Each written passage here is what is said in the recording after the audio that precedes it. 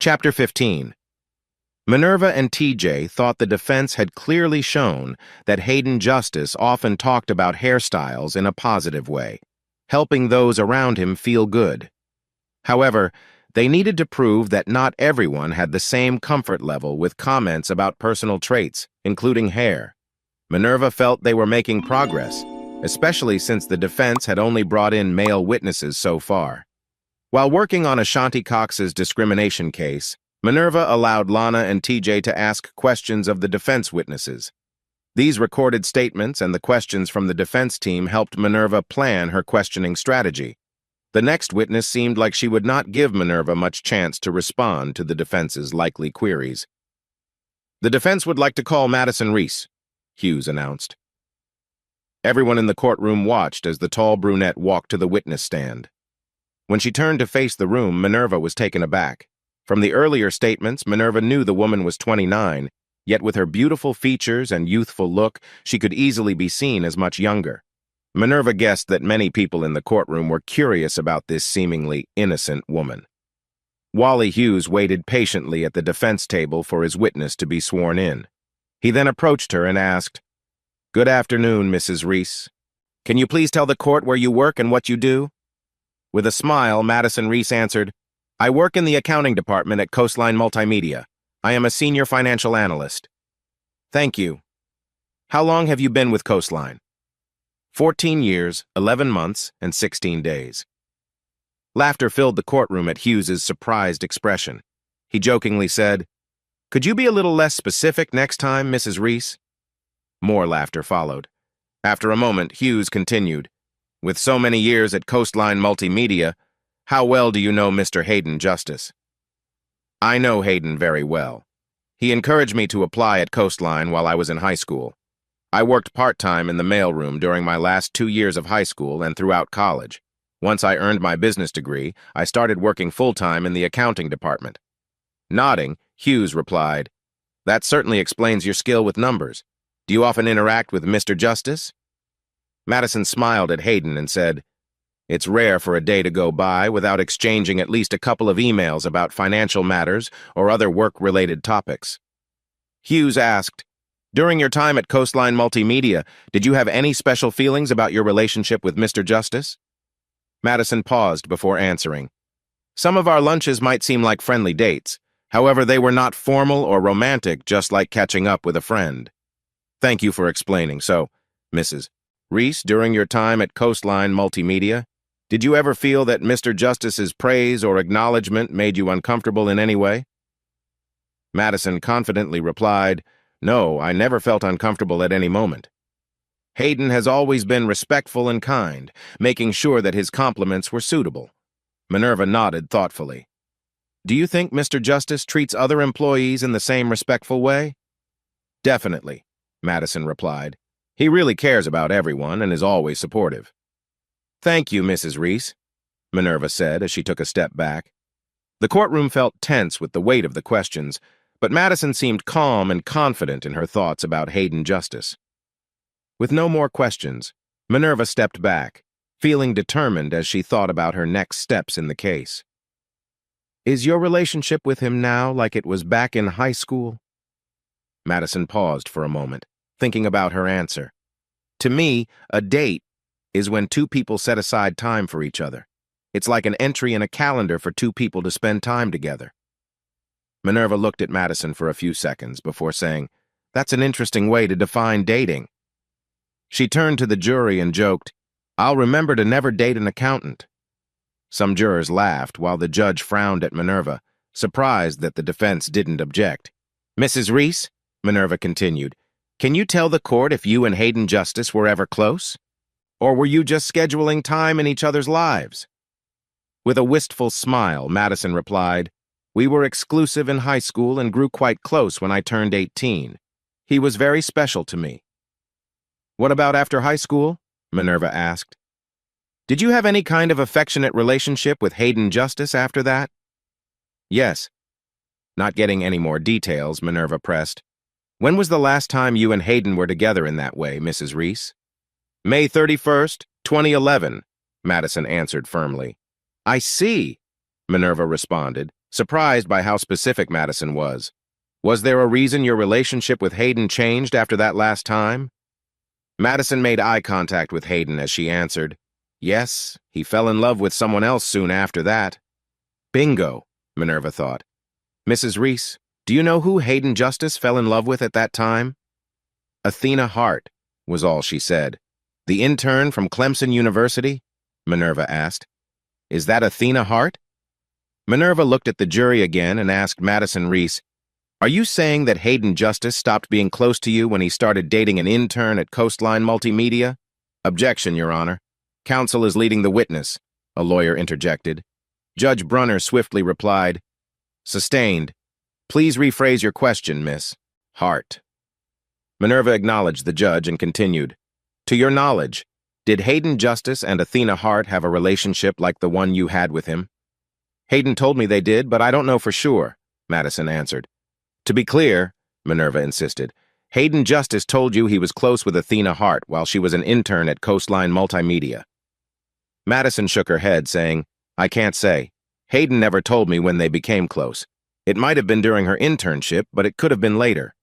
"Let me rephrase," Minerva said. "When did Hayden Justice tell you about his relationship with Athena Hart?" "June 11th, 2016, Madison replied. Minerva raised an eyebrow and said, "You really remember dates well. How can you be so sure it was June 11th? "That's easy," Madison smiled. "It was my wedding day. Hayden and I danced at the reception, and I kept asking him why he seemed upset.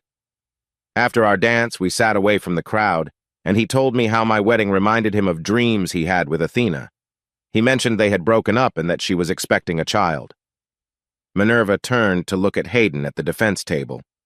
Their eyes met, and she asked Madison, "Hayden Justice admitted to you that Athena Hart was expecting a child when they broke up?" "No," Madison replied. "What he said was they broke up because she was expecting. He wished he had never met Athena and that they hadn't been so close." "I can see why," Minerva said with a slight smile. She turned back to the witness and asked, "Other witnesses have said they never saw any signs of a close relationship between Hayden Justice and Athena Hart. Did you ever see them together in a way that seemed more than just colleagues?" "No." Minerva nodded and continued, "So your only knowledge of their relationship comes from what Hayden Justice told you, right?" "Yes, I never saw Hayden act differently around Athena Hart than he did with any other employee." "What about when you were dating?" Minerva asked. "Did others at Coastline Multimedia know about your close relationship with Hayden Justice?" Thinking for a moment, Madison replied, "If they did, it wasn't because they saw anything unusual between us at work. I shared some personal stories with a few women friends I worked with, and Hayden might have mentioned something to someone as well, but I'm not sure. I knew he went out with other girls sometimes because he told me he was busy a few times when I wanted to meet up. I never got information about him from anyone else, so I don't think anyone heard anything from him about us either." "Was there ever any physical contact between you and Hayden during work?" Minerva asked. "Or was it kept discreet from other co-workers?" "Missy Hart," Madison replied. "If you looked into Hayden at all, you would know he is a kind and friendly person who shows his feelings openly and isn't shy about using gestures with others. He never forces himself on anyone, but is always happy to shake hands, give a friendly pat on the back, or hug someone if they are comfortable with it. Hayden and I have been friends for over 10 years. We are fine with greeting each other with a hug or walking together. We don't show off our friendship at work, but we don't hide it either. I am happily married, and I often mention my husband proudly, with his support, and sometimes even Hayden's. My husband, Brett, also works at Coastline and often stops by my office just to see me. Hayden always invites Brett to join us for business lunches, even if we're talking about things that don't involve him. Brett and I both appreciate that Hayden tries to protect all our reputations and show other employees that our friendship is professional and appropriate. So to answer your question directly, yes, Hayden and I do have friendly contact at work, and no, we don't hide it." Minerva crossed her arms while listening to Madison. When Madison finished, Minerva dropped her arms and turned to the jury. "Mrs. Reese, you've just said that Hayden Justice has possibly violated Coastline Multimedia's policy about relationships between co-workers for over a decade.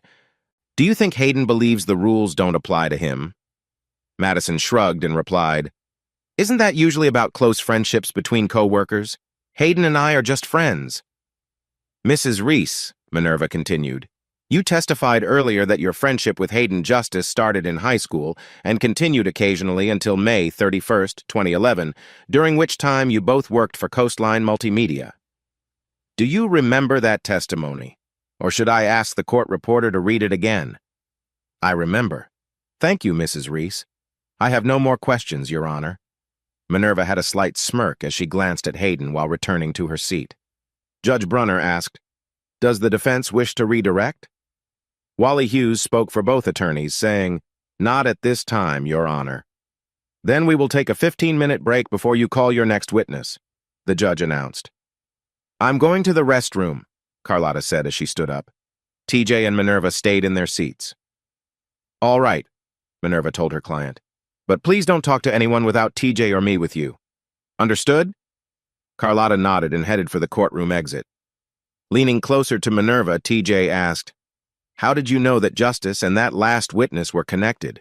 It wasn't mentioned in her deposition." "It was just a feeling," Minerva replied. "I noticed how she kept looking at him, trying to get his attention while she was being sworn in." TJ nodded and observed Minerva as she returned to her notes. He whispered, "This helps us for sure. Now the jury knows that Justice has interacted with 2 women from his company. That will be important for our closing argument to show he has a troubling history at Coastline. Do you think they will risk putting him on the stand?" Minerva tapped the file folder in front of her. "That's what I hope. Why don't you take a short break while I review his deposition again?" Thinking to herself, Minerva realized they couldn't avoid putting him on the stand. The jury needed to hear his side of things, or they might assume the charges were valid. She was ready to question any excuse Hayden Justice might offer regarding his actions. She was determined to seek justice for Athena and Alex. "Excuse me, may I ask you a question?" Minerva recognized the voice but didn't look up. "What can I help you with, Miss James?" Megan James waited until Minerva glanced up before continuing. "I was wondering if Ashanti Cox is still here." "Why?" Minerva asked, a bit on edge. "I thought you had finished your cross-examination." "I thought we had," Megan said, "but new testimony has raised more questions, and I will be requesting Mrs. Cox to come back after the break. Is that a problem?" Minerva felt a wave of worry. Although it wasn't exactly her or TJ's job to track the witnesses they had called, it could look bad for them if someone had left the court without permission. Minerva had a feeling that if Ashanti Cox was not there to answer any new questions Megan James had, Carlotta might have to return to the stand. That could make things tricky, given her earlier answers. "I'll ask my colleague to find Mrs. Cox," Minerva said to Megan. "Is there anything else I can help you with?"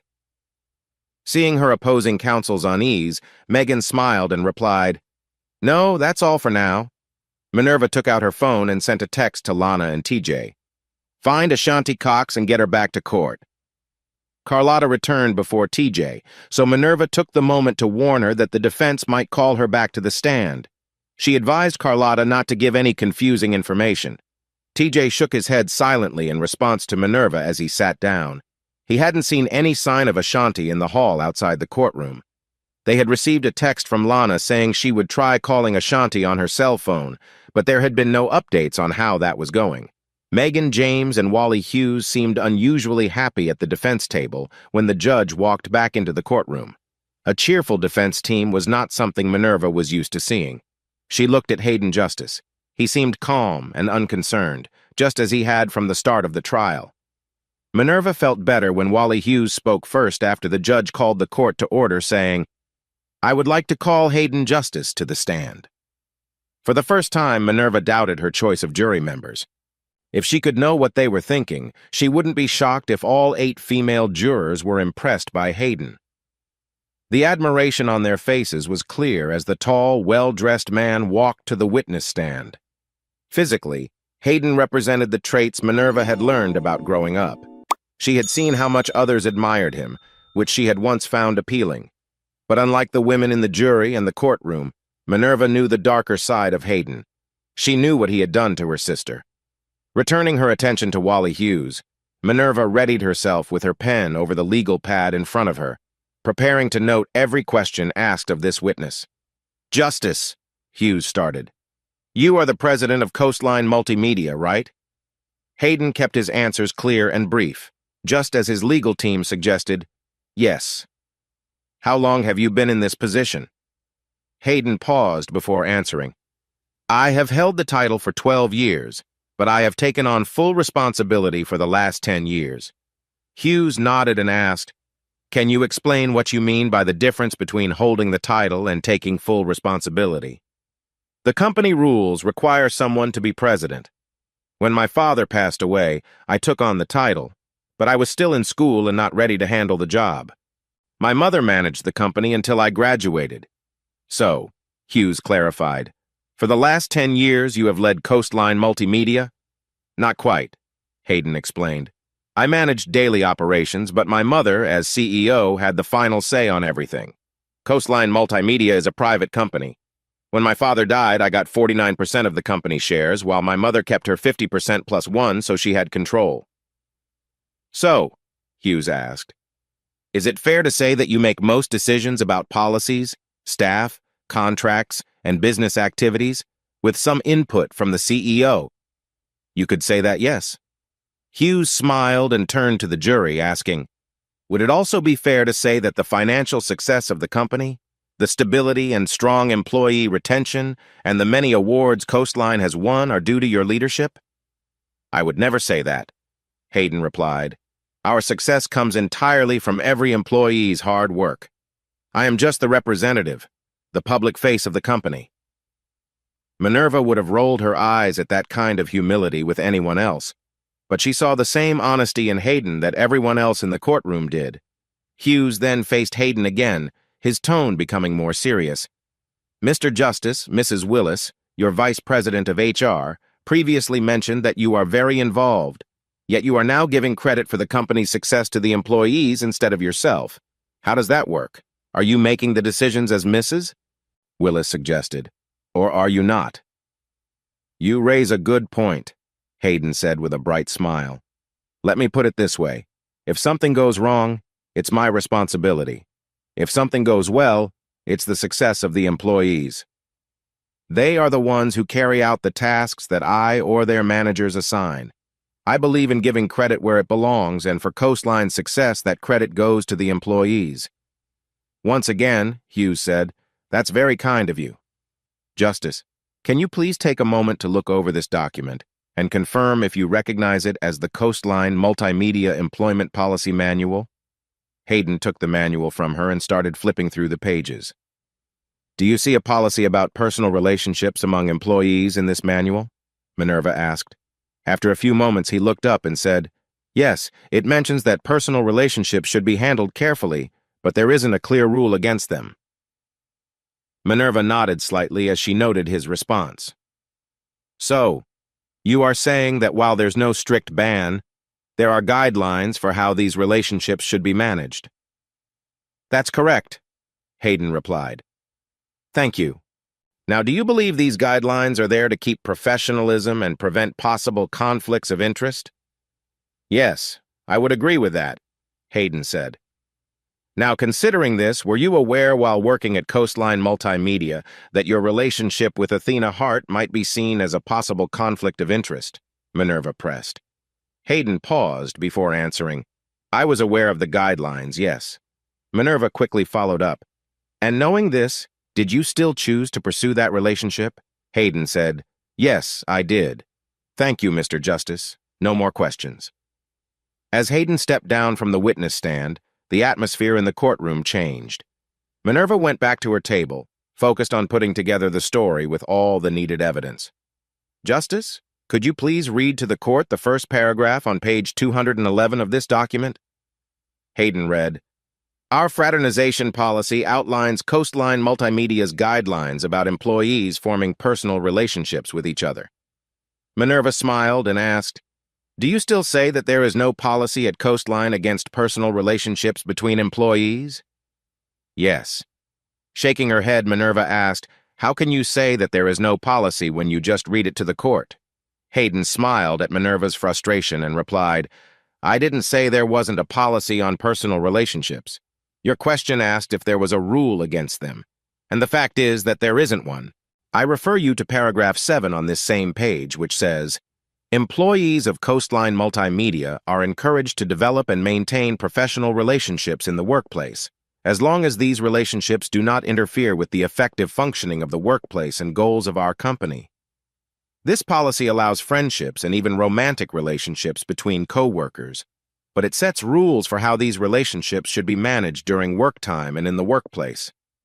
Hayden handed the document back to Minerva Hart, who was surprised and waited for her to ask her next question.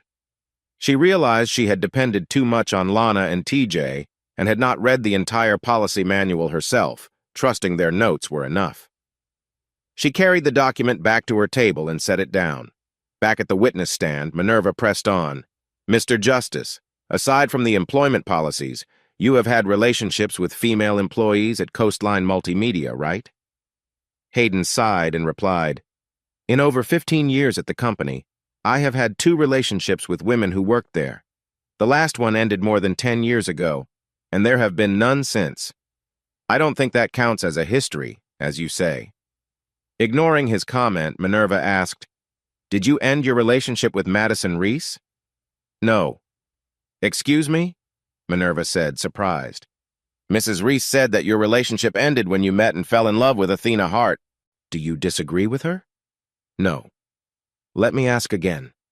Did you end your relationship with Madison Reese? No. Minerva's voice showed her frustration.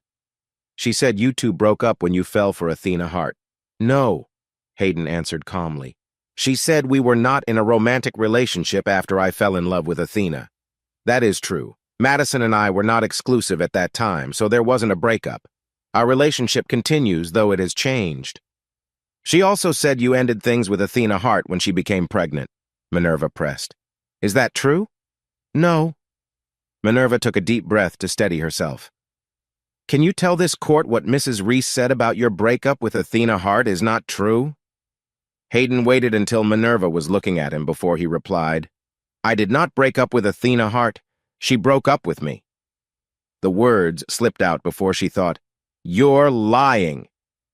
Counselor! Judge Brunner shouted. Both you and the defense attorney need to come to my chambers. Now! Chapter 17. Minnie, you need to let it go, TJ urged. Let me handle the questioning of Justice. I will focus on the charges. You've done enough to show his character to the jury. Now we must stick to the plan and focus on our client's case. A defeated Minerva Hart fidgeted with the lid of her coffee cup as she pondered TJ's advice. Minerva felt it was wrong to let Hayden Justice escape responsibility, but she knew pushing the matter in court could harm her career. Judge Brunner had made himself very clear in their conversation yesterday. Any further inappropriate behavior from her would lead to a report to the Bar Association. He had also been tough on Megan James and Wally Hughes for agreeing to their client's request not to interfere during questioning. All 3 lawyers had left the judge's chambers feeling upset and accepted his decision to pause the trial until this morning. Finally, Minerva looked up at TJ and asked, Are you sure Ashanti Cox will be here today? Yes. Lana will be with her until the case is settled, TJ replied. Look, they're coming now. Minerva turned to see Lana guiding Carlotta and Ashanti down the courthouse hallway. She stood up from the bench next to TJ and said, Good. Keep them close until the bailiff opens the doors. I want everyone inside the courtroom as soon as it's opened. I'm going to the restroom, but don't wait for me if the doors open first. TJ stood as Minerva went one way down the hallway, while the other 3 women approached from the opposite direction. Minerva paid no attention to the opposing lawyer and Hayden Justice as she passed them on her way to the restroom. She needed to decide whether to follow TJ's advice or trust her skills to win this case for their client. She couldn't let her feelings about how Hayden had treated her sister interfere like they did yesterday.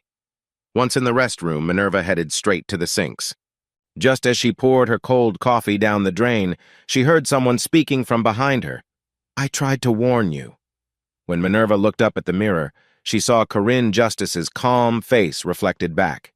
Warn me about what? She asked.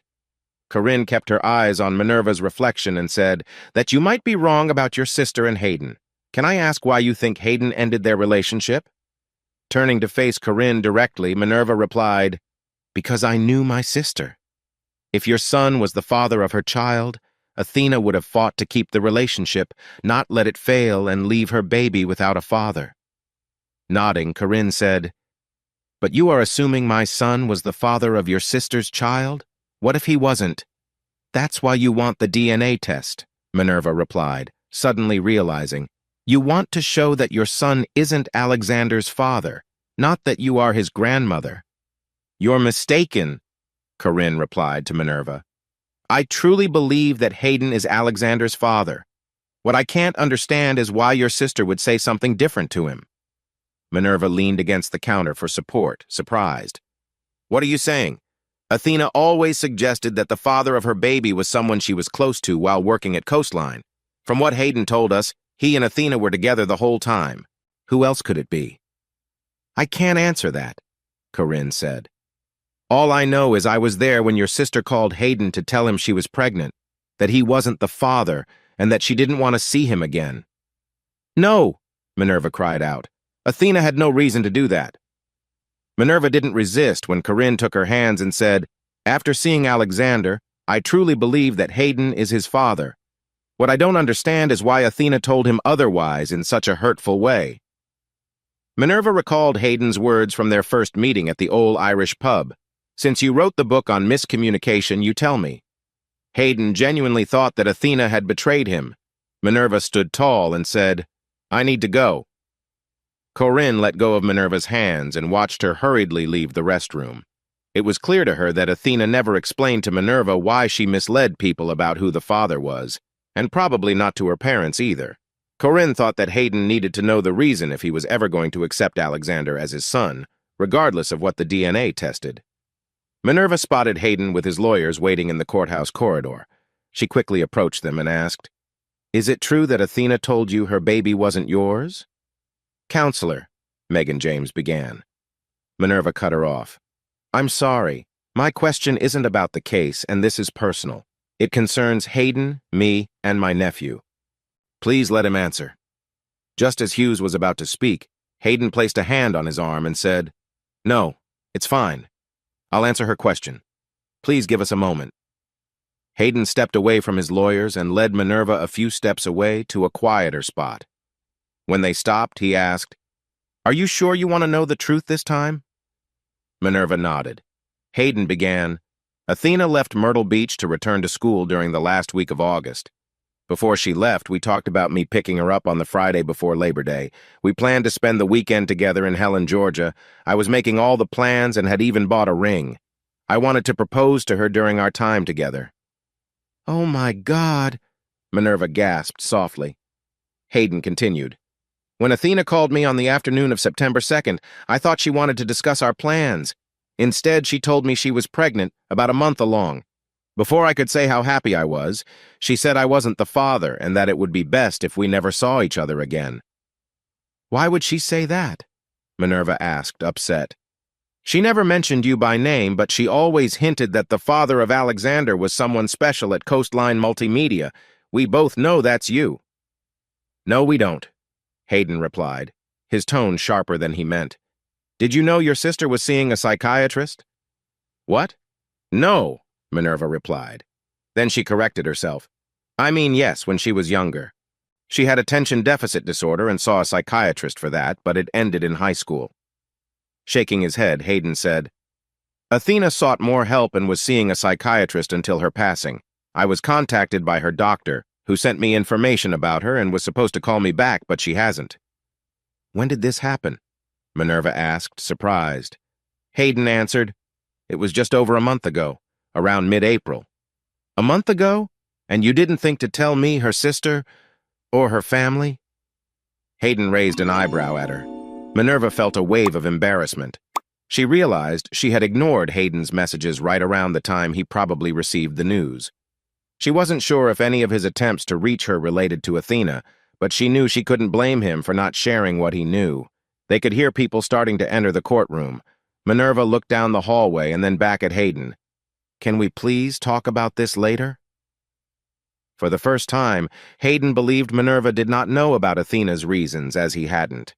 She had been reacting as a sister protecting someone she cared for, thinking he had wronged her, unaware of the truth. Yet she was still his legal opponent. How could he trust her with details about Athena and himself? He saw Megan and Wally waving for him to come over so they wouldn't be late for court. "You have my number," he said as he turned away from Minerva and walked back to his lawyers. Minerva hardly had a chance to sit down at the table before the bailiff told everyone to stand for the judge's arrival. As Judge Brunner got comfortable at his bench, Minerva caught sight of Corinne Justice in the public seating area. Noticing the worried expression on Hayden's mother's face, Minerva smiled gently, hoping to reassure her that things were okay for now. "Miss Hart," yelled Judge Brunner, more loudly than expected, "are you ready to continue your questioning of the witness?" Trying not to look nervous in front of the jury, but still showing respect to the judge, Minerva stood and answered calmly, "Yes, Your Honor." Judge Brunner looked at her for a moment before nodding and telling Hayden to return to the witness stand. After he sat down, the judge reminded him that he was still sworn in before letting Minerva speak. "You may proceed, Counselor." "Thank you, Your Honor," Minerva replied as she moved closer to the witness stand. When Minerva greeted Hayden with, "Good morning, Mr. Justice. Thank you for your patience," everyone could tell her questions would be more respectful this time. Chapter 18. Hayden responded simply, "Good morning." "Mr. Justice," Minerva began, "I would like to change the topic from your past relationships with employees at Coastline Multimedia that we discussed yesterday. Is that all right with you?" Hayden held back a laugh. "Yes, Counselor. You can ask me anything you wish." "Thank you. Some witnesses have mentioned that you tend to give compliments. They seem to think this was because you want to make people feel good about themselves. Would you say that's a fair view of your character?" Shrugging, Hayden replied, "I think that reflects those witnesses' views of me. I hadn't really thought about it much until now. I suppose it comes from my upbringing. If I see something good in someone, I try to let them know that I appreciate it. For instance, I can say that you have a lovely voice. It would be perfect for radio or any job where a pleasant voice is valued." Minerva blushed and asked, "You don't think my voice suits me well as an attorney?" Hayden smiled and answered, "Of course it does. Just maybe not everyone appreciates it when used that way." Even the judge chuckled a bit at the friendly back and forth between the witness and the lawyer, who was supposed to be on the opposite side. Minerva shook her head in playful disbelief. "Don't you ever worry that what you think is a compliment might upset someone?" "No, Counselor, I don't. I believe I am responsible for what I do, my choices, my feelings, and my character. Others should take the same responsibility for themselves. While I wouldn't want to make anyone uncomfortable on purpose, any feelings someone might have from my compliment are not my responsibility." "So you think it's fine for a man to compliment a woman however he wants, without thinking about her feelings?" When his lawyers didn't object, Hayden raised an eyebrow at her. "Is everyone on trial here, or just me?" Minerva blushed again. "I apologize. Let me rephrase. Mr. Justice, do you believe it's acceptable for you as a man to compliment a woman without considering her feelings?" "No, I don't. That's why I have my own way to think about compliments before I give them." "Would you share what this way of thinking involves?" Minerva asked. "I'd be glad to," Hayden replied. "I ask myself if the compliment I'm about to give would be suitable in a public space. For example, I wouldn't say to a woman at a formal event that her dress looks nice from behind. That wouldn't be right. Because of that, I wouldn't give such a compliment anywhere else because it doesn't meet my, would I say it here? Test. It would be completely fine for me to compliment a lady's voice in our church choir, so I felt okay complimenting your voice in court." Minerva nodded. "But your test is based only on what you think is an appropriate compliment in a church. It doesn't consider what the woman might think is appropriate." "I disagree," Hayden said.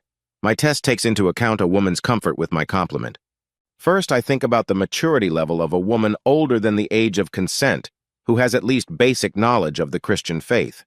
Secondly, a church is a place where a woman might feel safe and confident enough to believe I am sincere." "That may be true," Minerva said, "but a church is not a workplace. Is it reasonable to think that a woman would feel the same way about compliments from you while working at Coastline Multimedia as she might in a church? As I said before, another person's feelings are not my responsibility. I explained how I make sure that any compliments I give are suitable for a place of worship. Minerva then looked at the jury and said, "That does not matter under the law, Mr. Justice. The only important thing about your words is how the person receiving them feels. The law is clear. It does not matter what you meant or the test you use for your compliments. If the person you spoke to finds them offensive, you are responsible for their feelings." "Are you sure about that?" Hayden asked. "I'm very sure, Mr. Justice." Tilting his head, Hayden responded, "Isn't there more to it, Miss Hart? Like how an average person would find the comments offensive?" Minerva became annoyed and turned to Judge Brunner. "Your Honor, I ask that the witness's last statement be removed from the record and that the jury disregard it." "Miss Hart, the witness has made a point of law more simply than you did. I will let the statement stand. Please continue." Minerva sighed and asked, "Mr. Justice, do you think Carlotta Lima is an average person according to the law?" "I do." "Do you think Coastline Multimedia is a company that represents a current community?" "I do." "Then do you think someone like Carlotta Lima, working in a modern company like Coastline Multimedia, could be upset by your words to her?" "No, I don't believe so." "This should be interesting," Minerva thought with a smirk as she asked, "Why do you think that?" "Because I don't think Miss Lima, with her limited work experience before my company, understands what comments are acceptable and what comments are not." Minerva couldn't help but smile at how challenging Hayden was. If they weren't in court, she would have enjoyed discussing these topics with him. However, she worried that she might lose the jury's focus if she didn't wrap it up soon. "Tell us, Mr. Justice, do you think Carlotta Lima is mature enough to judge if your interaction with her is appropriate?" "If her claim is a sign of her maturity, then no, because I have never interacted with her." "Well, Mr. Justice, we may not agree on many things, but I am sure we both believe that the jury will decide her level of maturity and the standards she expects from you." "I have no more questions, Your Honor." Once Hayden returned to the defense table, Megan James stood up and said, "Your Honor, I would like to call Ashanti Cox back to the stand." A cheerful Ashanti walked confidently to the witness stand, where the judge reminded her that she was still under oath. Megan focused on her notes as she approached Ashanti. "Mrs. Cox, yesterday we discussed that you could not have seen what my client is accused of doing to Miss Lima. Do you remember that?" "Yes, I remember. The date of August 17th was stuck in my mind, but I now realize it was because that was the day of my test, so I was mixed up." "Are you still unsure about the date when you say you saw my client with Carlotta Lima?" Ashanti looked at Minerva before replying. "Not really confused, just not certain. I know it was the week I took the network test because I was studying when I saw Carlotta pull away from Hayden Justice." Checking her notes, Megan said, "August 17th was a Thursday last year. So now you're saying the incident happened one day during the week of August 14th, but definitely not on the 17th since you weren't in the office that day. Since you mentioned that it happened while you were studying, can we say it didn't happen on August 18th after your test?" Ashanti looked a bit lost with the dates and responded, "Uh-huh." "Mrs. Cox," Judge Brunner said, "please answer with a yes or no." After hesitating to remember the question, Ashanti finally replied, "Yes." "Great. We're making progress," Megan said. "That leaves us with Monday, August 14th, Tuesday, August 15th, or Wednesday, August 16th. Can you narrow it down to one of those dates, Mrs. Cox?" "I'm sorry, but I can't be sure," Ashanti said. Megan nodded. "I understand. Thank you, Mrs. Cox. I have no further questions for now." Without needing to be asked, Minerva said, "We have no questions, Your Honor." As Ashanti left the stand, Megan said, "I would like to call Carlotta Lima to the stand."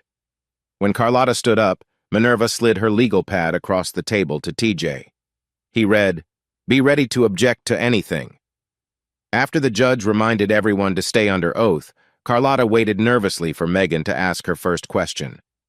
"Miss Lima, considering what we know now about Ashanti not being at work on August 17th to see your claim that Mr. Justice touched your hair, is there anything in your testimony that you want to change?" I agree with Ashanti that the date of August 17th was in her mind when we were both trying to recall when it happened. And do you also agree with Mrs. Cox that the incident, if it couldn't have happened on August 17th, must have happened the day before that week? Yes, ma'am. Thank you. I have one more question. Did you see Mr. Justice anywhere else in the Coastline offices during the week of August 14th? Maybe in a break room or a hallway? I tried to stay away from places where he was, Carlotta said. I saw him a few times in the downstairs break room that week, so I used the upstairs one instead.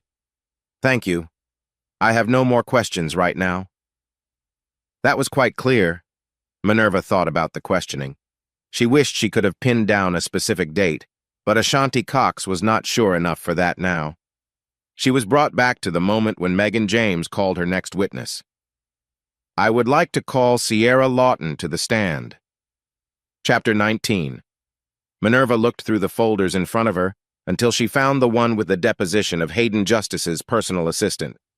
She remembered that nothing important to the case had come out, as Lana and TJ asked the witness many questions about Hayden Justice's actions in the office, his relationships with women who worked there, and his management style. Closing the file, Minerva got ready to take notes on the testimony. Megan wasted no time.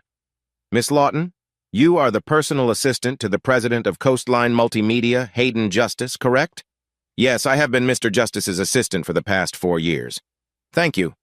Could you tell the court a little about your duties as Mr. Justice's assistant? Sierra smiled and said, In my work with Mr. Justice, I focus a lot on the personal side of my role. Aside from managing his calendar and organizing his schedule, Mr. Justice handles most of his work himself. I run different errands for him, both personal and for business, and make sure his house stays in good shape. Great, Megan said, cutting in. You talked about managing his calendar and schedule. Can you explain what this means? Mr. Justice has a lot of demands on his time. He also tries to stay involved in everything at the company. He jokingly calls me his taskmaster, but I know he values my role as a gatekeeper to stop unnecessary interruptions. I help him stay on track for meetings and appointments so that nothing important gets overlooked. I bet he trusts you a lot to let you have this much control over his life and daily routine, Megan noted. Sierra smiled proudly as she waited for the next question. Miss Lawton, you discussed the scheduling part of your job. Can you explain how you manage Mr. Justice's calendar? Of course, Sierra said. I learned early on in my job that Justice's assistant realized that to succeed, she needed to take control. She knew she had to protect important information to keep others from using it against them. First, she removed Mr. Toka, Justice's calendar from the shared Outlook server and set up a private Google Calendar just for him and herself. Megan raised her hand, asking Sierra to pause. I want to be clear. Are you saying that no one at Coastline Multimedia can see Mr. Justice's schedule except for him and you? Nobody can know if he has an appointment? His movements are private from everyone else at the company. That's correct, Sierra confirmed. I spend a lot of my time handling questions about Mr. Justice's availability. Everyone, including his mother, the CEO, has to ask me or Mr. Justice directly. Thank you. You mentioned that you made a calendar for him using Google Calendars. That's online, right? Yes. Are you not worried that others might gain access to this calendar, change it, remove appointments, or even see it without your permission? Not really, Sierra responded. When I first set up the calendar, Mr. Justice made a few changes without informing me, which he can do, of course. Carter, can you identify this document for the court? Yes, she said, looking at the paper. This is a copy of the airline passenger list for flights to and from Japan during the relevant time. Megan continued, And what does this document say about Mr. Justice's travel? Miss Carter took a moment to examine the document. It confirms that Mr. Justice was on a flight to Japan during that time. Megan nodded, confident. Thank you. Does this document also show information about his return flight? Yes, Miss Carter replied. It shows that he came back on August 24th and arrived in the U.S. the next day. Megan turned to the jury, emphasizing the key information. So, during the important week in August when accusations were made against Mr. Justice, his travel records show he was out of the country. He was in Japan for a trade show. She paused to let that sink in before adding, "This document proves he was unavailable and could not have been at the incident." Minerva looked at her notes, quickly processing the information. She prepared to respond, but knew it would be tough to argue against the clear facts about Mr. Justice's location. Megan wrapped up her questioning with one last inquiry. "Thank you, Miss Carter. No further questions." As Miss Carter stepped down, and Minerva moved forward to speak to the witness, aware that the new evidence would make her job harder. "Your Honor," she said, shifting her focus, "may I ask for a short break to think about the new evidence?" Judge Brunner nodded. "Sure. I will allow a brief break," he said, signaling for a pause in the court. As the momentary break began, Minerva felt the pressure of the case. She understood that the difficulties ahead would need careful thought about their plan going forward. "Carter, please tell the court what this document is that I just gave you." "It is a printout I made that lists the passenger records for every flight that left Myrtle Beach International Airport between August 1st and 31st of last year." "Did you find the name of my client, Mr. Hayden Justice, in this document?" Megan asked. "Yes. His name is on page 5 of the printout as a passenger on American Airlines Flight 5383, which left Myrtle Beach at 8:57 a.m. on August 2nd and arrived in Chicago at 12:57 p.m. the same day." Megan nodded and asked, "That document does not show if Mr. Justice stayed in Chicago or took another flight, does it?" Lisa Carter replied, "Actually, it does if you know how to read the information. The flight manifest includes baggage details along with passenger names. This shows that Mr. Hayden Justice checked 2 bags in Myrtle Beach and had a connecting flight from Chicago to Los Angeles. He then boarded a flight to Tokyo the next morning." Passing 2 documents to the witness, Megan asked, "Can you explain this document to the court?" "This is a scanned record of Hayden Oliver Justice's passport." "What does that mean?" Megan inquired. "When travelers enter a country, their passport is scanned for security checks before they get an entry stamp. Some places also need a scan when someone leaves." Megan nodded and turned to the jury, asking, "What does this passport record for my client tell you?" Looking at the document in her lap, Lisa Carter said, "It shows that at 4:37 p.m. on August 3rd of last year, Mr. Hayden Oliver Justice had his passport scanned upon entering Japan at Narita International Airport. It also shows that he had no other passport scans until he returned to the United States on August 22nd through Los Angeles International Airport." Megan kept her attention on the jury as she asked, "Miss Carter, as a trained security analyst with the Transportation Security Administration, can you make any conclusions based on the scanned passport data?" "Yes," Lisa replied. "I can conclude with a high level of confidence that Mr. Justice, Hayden Oliver Justice, was in Japan from August 3rd to August 22nd last year." "Almost certain?" Megan asked. "Are there doubts?" "No system is perfect, Miss James. It's possible for someone to leave the country with a real passport and then come back using a fake one under a different name. It's unlikely, and facial recognition at borders makes it harder to do, but it can happen." "I understand," Megan said. "So you're saying that even if the records show Mr. Justice came to Japan on August 3rd and didn't return to the U.S. until August 22nd, there's a chance he could have come back under a different name?" Lisa Carter smiled, shrugged, and replied, "Anything's possible." "Thank you," Megan said. "I have no more questions." Minerva dropped her pen onto her notebook and shook her head, unable to believe what she had just learned. Hayden Justice had played her like a game. With the strong alibi he had, he could have ended most of the case quickly before it went to court. But he let her continue with the case, wasting time and energy trying to prove something that was not true. What was that saying about assumptions? When you assume, you make an ass out of you and me. Well, Hayden Justice had definitely made Minerva look foolish for the assumptions she made about him. From their first meeting, she had been wrong about him. She thought he was just a regular worker at Coastline, but he was actually the president. She believed he caused Athena's pain, but it seemed it was the opposite. She thought he was manipulative toward female employees, only to discover he was seen as a very serious person by them. Minerva felt a mix of emotions all at once. Sadness for the struggles both Athena and Hayden seemed to have faced, fear that she might be wrong about him, worry that trusting him was a mistake, hope that he could be relied upon, and happiness that Athena had found real love. Minerva knew she needed to find out why the caring older sister she thought she knew would act in ways that Hayden described before she could trust him completely. Maybe she could give him a chance for now. As she listened to Carlotta Lima crying in the chair next to her, Minerva knew one clear thing. She was going to take action against Ashanti Cox.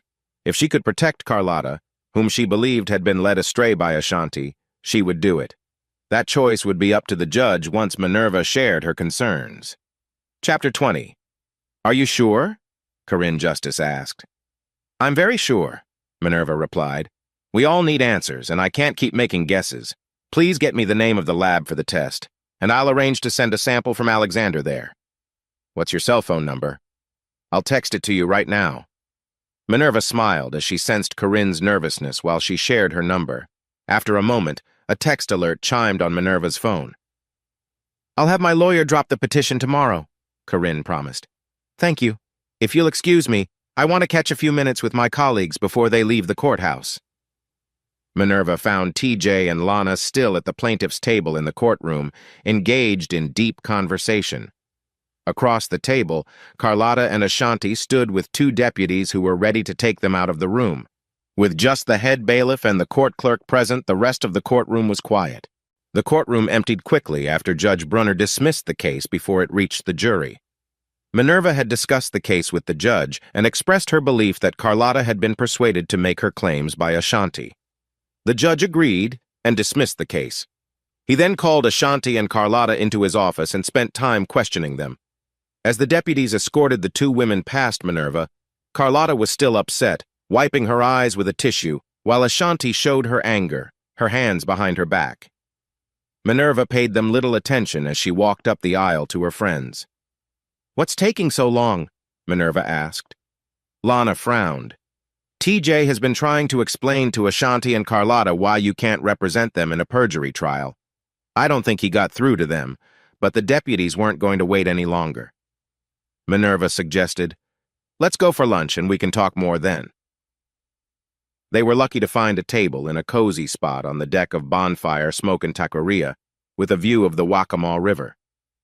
The popular restaurant was new to Minerva and TJ, but Lana had told them it was the best lunch place near the courthouse. The delicious smells from the kitchen made their mouths water. The menu had so many tasty choices that all three struggled to decide what to order. Watching the food being served at other tables made Minerva think that no matter what she chose, she would probably take some food back to her condo. That idea pleased her. After the waitress took their orders, TJ was the first to break the silence. I guess my only question about the trial is whether you both think the judge's decision was fair. Lana scoffed. I'm not sure if it was fair, but Mr. Justice certainly got a good result. I still can't figure out why the defense let things go on for so long. They had a strong alibi that could have weakened the main claims and made other accusations questionable. Raising her hand, Minerva said, This is all on me. I let my feelings about Hayden Justice and what I thought he did to my sister cloud my judgment. I knew our client's claims would be hard to prove, but my pride convinced me I could win in court. I made it personal in an unprofessional way. Hayden Justice saw my intentions and decided to teach me a lesson. This is my fault, not yours. TJ reached across the table and held Minerva's hand. I've never been big on team sports, but I've heard that the best teams learn more from losing than winning. After losing this case, I get that saying more than ever. Thanks for letting me learn these lessons with you. Lana put her hand over theirs. I feel the same way. I have another question, TJ said. What happened in the judge's chambers that led to Ashanti being arrested while Carlotta was allowed to go home? Minerva smiled. Ashanti's choices led to her situation.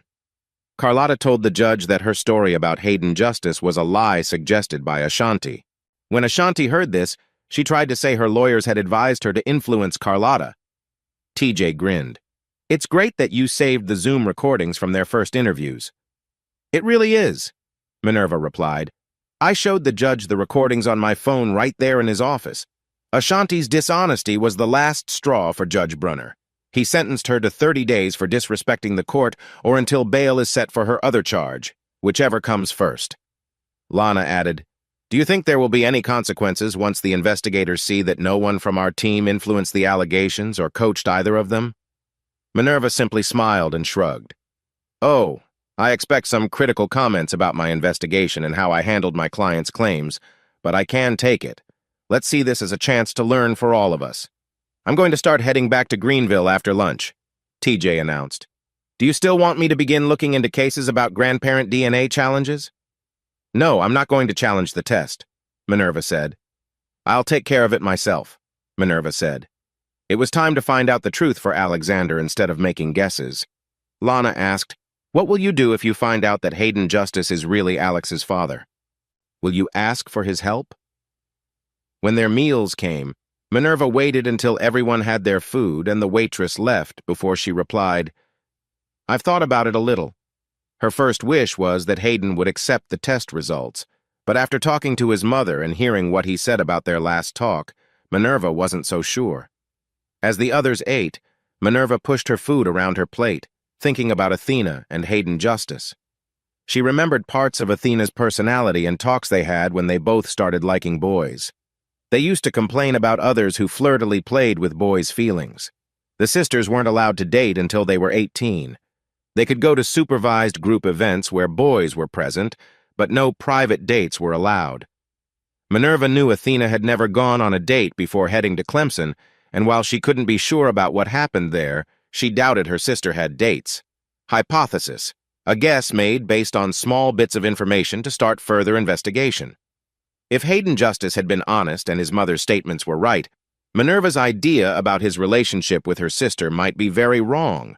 But this also meant the sister who was always loving and kind could be the one who hurt Hayden.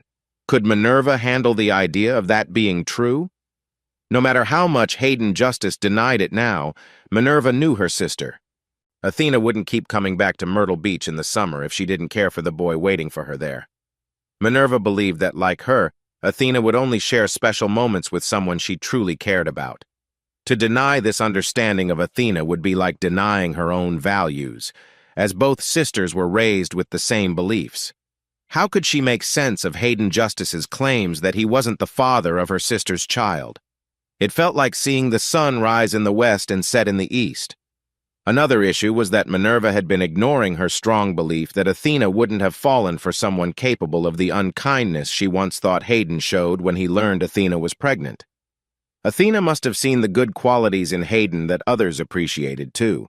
She had probably started to appreciate him for his strength, confidence, kindness, and willingness to help others.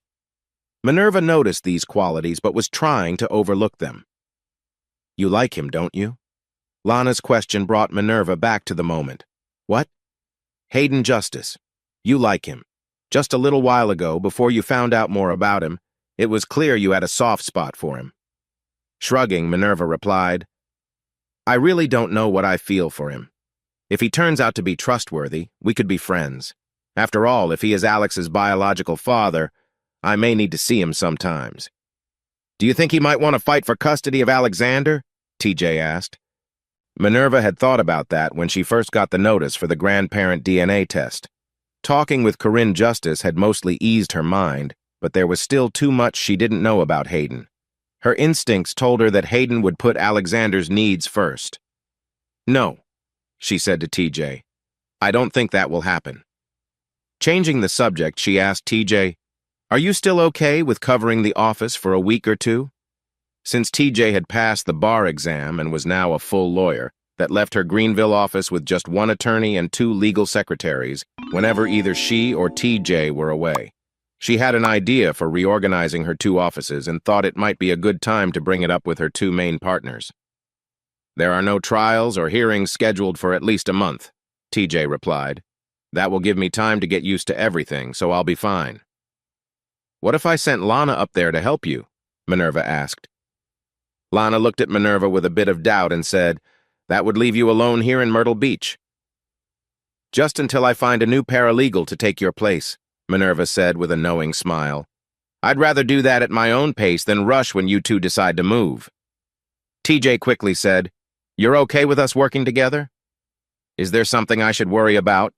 Minerva asked. Both TJ and Lana shook their heads, smiling at each other. Breaking the silence, Minerva said, "All right, you two can head out.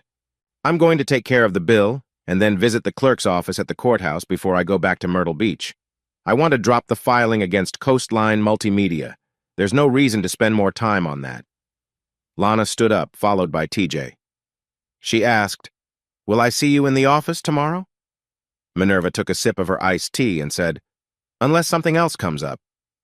"How was everything?" Looking up from the bill on the table, Minerva noticed a man in a chef's jacket from the restaurant.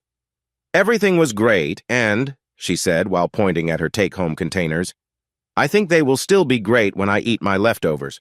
The food was not only tasty, but it was a nice comfort after a busy morning in court. If you're in charge of the food here, congratulations. You should feel proud." "Thank you. Yes, this is my restaurant. My wife and I own it and another place on 3rd Avenue called Rivertown Bistro. You should try it someday." "If it's half as good as this place, I will definitely check it out," Minerva replied confidently. "Great. Enjoy the rest of your day and thanks again. Oh, and if you could find a way to capture the smell of this place, maybe in a scented candle, you could make a lot of money." Smith laughed and said, "I've heard that before." Chapter 21. "But why aren't they in order?" Alex asked.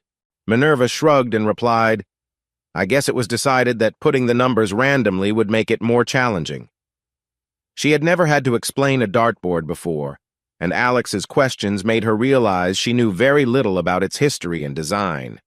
She half expected him to ask why it was round instead of square.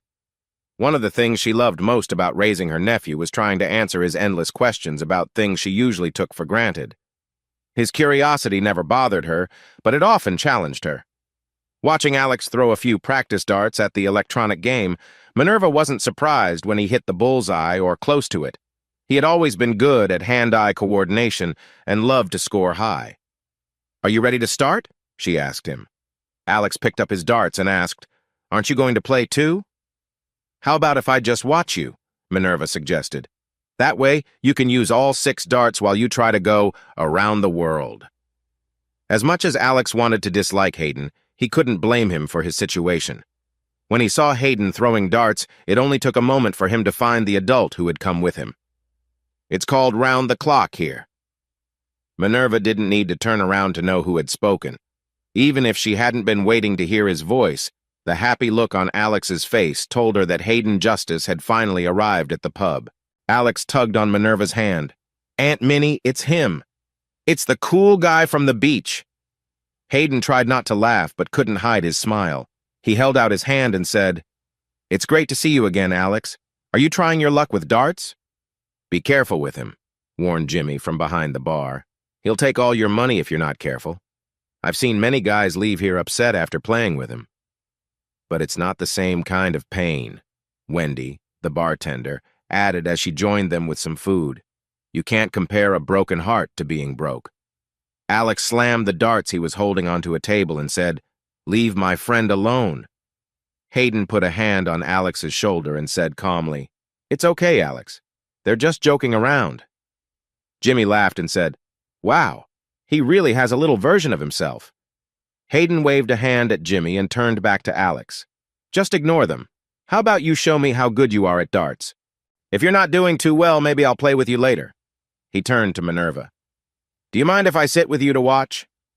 "Well, I came here hoping to see you," she replied, smiling. "It wouldn't make sense for me to say no." After saying hello to other staff and customers, Hayden took a seat next to Minerva so they could both watch Alex throw darts. "I almost didn't recognize you," Hayden said. "I knew it was Alex, and when I heard you, I realized it was you with him. But it took me a moment to place you by how you looked." "Not that you don't look nice," Hayden thought as he noticed Minerva's casual outfit, which had a playful touch, and her hair pulled back in a ponytail under her cap. "I wanted to say I'm sorry in person," Minerva said. "I hoped I would see you again since I met you here on a Saturday. I didn't feel great after our last chat, so I thought it would be better to keep things light. Alex and I spent most of the afternoon at the pool, so I figured." Hayden took a chance and placed his hand on hers. When she didn't pull away, he said, "You don't need to apologize, not at all. I've realized why you might feel that way about me, and I understand." Minerva wanted to squeeze Hayden's hand but held back. They were interrupted by a loud sound from the electronic dartboard, signaling that someone had finished their turn. "Wow, that's loud," Alex said as he came back to their table. "What's next for me?" "Do you see the circle just outside the bullseye?" Hayden asked Alex. "You need to hit the dart in there before trying for the bullseye." "Do you think you can do that?" Alexander shrugged, then turned and threw a dart right into the section Hayden pointed to. He stood a good distance back from the throwing line. Hayden nodded as the crowd in the pub cheered. Alexander ignored the noise and handed his last dart to Hayden with a teasing smile. Hayden took the dart from Alex, giving Minerva a warm smile before checking that the area around the dartboard was clear. With a quick motion, he threw the dart, hitting the bullseye perfectly. The crowd shouted, "Show off!" and "Beginner's luck!" while the sounds from the dartboard confirmed the end of the match. Hayden acknowledged the crowd before focusing again on Alexander and Minerva. Hayden pointed to the drink in front of Minerva and asked, "Magners?" She nodded but frowned a little. Hayden laughed. "Too dry for you?" At the pub, the joke was that anyone could get any beer on tap as long as it was Guinness. Jimmy's father had worked at the Guinness brewery and taught him the best way to serve it. Many newcomers who wanted draft beer would try Magners cider instead, but it sometimes didn't meet their expectations. "How do you feel about margaritas?" Hayden asked. Minerva wondered what a margarita would be like in an Irish pub. "I like a good margarita. Can I get one here?"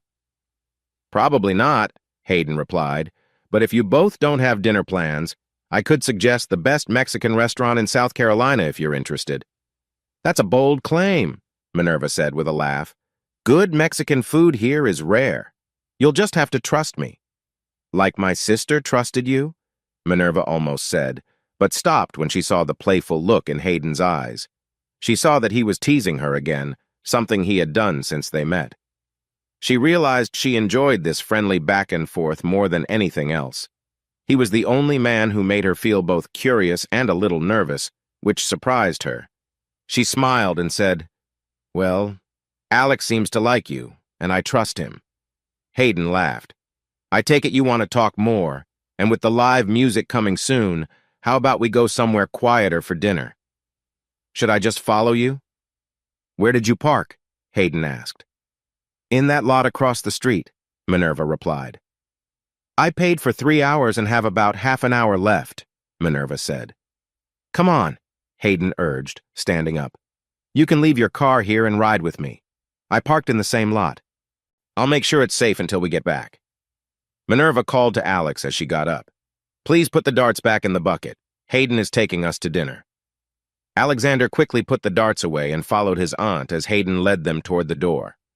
"Hey, you!" Jimmy shouted over the crowd. "You take up all the good air here without buying anything, and now you're leaving with 2 of my best customers." Hayden smiled as he held the door open for Minerva and Alexander. "Sorry, Jimmy, but your lovely wife has invited us to a nicer place." Jimmy yelled at the closing door. "You just bought the house another round." Minerva laughed as they crossed the street. "What kind of car are you driving?" Hayden asked. Minerva pointed to her car in the lot as they approached. Hayden walked over to the attendant. "That silver Ford Escape is mine. Can you watch it until we return?" The friendly attendant smiled at Hayden. "Of course. Anything for you." "Thanks," he said, placing a hand on Alexander's shoulder and leading him to the car with Minerva behind them.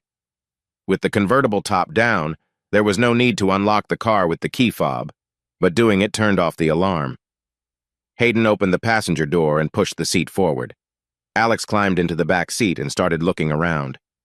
As the seat moved back, Minerva got into the front passenger seat to check things out. Minerva had expected to ride in the truck she had seen Hayden use before. However, she was pleased with this car, which looked more elegant and high-end. "What's the B stand for?" Alex asked. Hayden, now behind the wheel, replied, "It stands for Bentley. This is a Bentley Continental GTC. Do you know much about cars?" "Nope," Alex answered as he leaned over to take in the leather smell. Minerva knew that anyone could see how beautiful and luxurious this car was. The bronze color sparkled as the sun set in the west. The engine had a strong hum, and she could feel the car was ready for an open road where it could shine. The inside was covered in fine leather and polished wood. Minerva looked around and admired the design features, like the detailed knobs and the carefully stitched seats. This car must be worth over $300,000. Hayden stayed quiet while his passengers marveled at the inside of his car. They couldn't really feel the power of the engine on city roads, so he decided to change his route and took them to SC-31, one of the few highways along the Grand Strand. The ramp from US 501 to SC-31 was curved, which meant he couldn't speed up too much until the merge point. Checking his mirrors and finding the left lanes clear, Hayden eased the car slightly before pressing on the gas. Minerva and Alex felt the push back into their seats, and Alex let out a joyful shout as the powerful engine roared to life. The car zoomed from nearly stop to over 60 miles per hour in less than 4 seconds. Holding onto her baseball cap, Minerva smiled widely and said, "Wow." Hayden had to ease off the gas as they sped past 70 miles per hour. The speed limit was only 65 miles per hour here, and he knew going too fast wasn't smart. He was glad he decided to slow down when they soon passed a police officer parked in the median, watching the traffic. Chapter 22. "That was amazing," Alex said, leaning forward as much as his seatbelt allowed. He glanced at the dashboard and asked, "Can this car really go 220 miles per hour?" "That's what they say," Hayden answered. "I plan to take it to Darlington this summer to see for myself." "Can I come with you?" Alex asked eagerly. Hayden looked at Minerva before he replied, "If your aunt agrees, sure." Without thinking, Minerva placed her left hand over Hayden's right hand on the gear shift and silently thanked him. He wasn't sure if she was thanking him for agreeing to take Alex or for waiting for her approval, but he appreciated the gentle gesture. When they reached the restaurant and parked, Hayden paused before turning off the car. He turned to Minerva and said, "Gabriel Montalvan, or Gabo as his friends call him, owns Chili Frito and sees himself as quite the charming host. He likes to be friendly with the women here, and I believe he will pay special attention to you. If he bothers you, just let me know." Minerva smirked as she unbuckled her seatbelt and replied, "Thank you, Mr. Justice, but I have done well on my own for the past 29 years. Hayden smiled and opened her door, saying, "I'm sure you have, Miss Hart. You have never met anyone like Gabo Montalvan." As Hayden held the door for Minerva and Alex, another couple walked in ahead of them. Once they were inside, Gabo noticed Minerva right away and hurried over to her. "Good evening," Gabo said warmly in his thick Mexican accent. "Welcome to Chili Frito. I have a table ready for you. Follow me, please." "There are 3 of us," Alex said quickly, hoping to clarify before Minerva could correct him. Gabo looked a bit puzzled, having thought that Minerva and Alex were together. But noticing Hayden, he realized that the other guest had not come in yet. "Of course, my little friend. I'll take you to a table and show your other guest where to join you." Alex also looked confused as he turned to see if Hayden was behind them. "But he's already here." "Excuse me, everyone," Hayden said gently as he stepped around the other couple to stand next to Minerva. "We'll take that table now, Gabo." Gabo extended his left arm, inviting Minerva to join him. "I would be honored to show the lovely lady to her table." However, Minerva took Hayden's hand instead and said, "Please lead the way." Gabo hid his disappointment well and picked up 3 menus before leading them to their table. Hayden pulled out a chair for Minerva and then sat across from her, leaving Alex to sit beside her. Gabo handed out the menus and asked, "2 Mama Margaritas?" Hayden winked at Gabo and replied, "Make it 3. "Of course! 3 Mama Margaritas coming right up." As Gabo went to the bar, Minerva leaned in and whispered to Hayden, "You better drink 2 of those. If you do, then I get to drive us back in your fancy car." Hayden whispered back, "One of them will be without alcohol, but if you want to drive, all you have to do is ask." After Minerva leaned back smiling, Alex asked, "Can I go to the bathroom before we eat?" Hayden replied, "Sure, I'll show you where it is. Let's go." As she watched Alex follow Hayden to the back of the restaurant, Minerva had to agree with Corinne Justice. It was clear that the 2 were father and son. Their similarities were striking. Minerva watched Gabo set a margarita glass in front of her and then place the other 2 down. He handed her a single long-stem rose. Minerva asked, How long have you known Hayden? Oh, for several years, Gabo said casually. We met when I was searching for a sign maker for the restaurant before it opened. I see, Minerva replied, taking a sip of her drink and smiling with approval. I think many businesses around here know him because his company makes great signs. Gabo nodded. His company really does create the best signs, and having good signage is very important for a business, especially a new one. Anna, your waitress will be here soon to take your orders. Enjoy. Hayden and Alex were almost back at their table when a friendly Hispanic waitress stepped in front of Hayden. After a quick chat, she brought a basket of warm tortilla chips and different types of salsa to the table. Once Hayden sat down, the waitress placed a small bowl in front of Minerva. This is from Gabo, she said with a smile. Then she turned to Hayden and asked, Are you going to order your usual? Hayden looked at Minerva and asked, Would it be okay if I ordered for the whole table? Minerva had been looking at the menu while Hayden and Alex were in the restroom and saw lots of options she wanted to try. Although Alex didn't have much experience with Mexican food, he was open to new things, so she replied, Sure, go for it. Great. Anna, let's start with some guacamole along with Gabo's nice bean dip.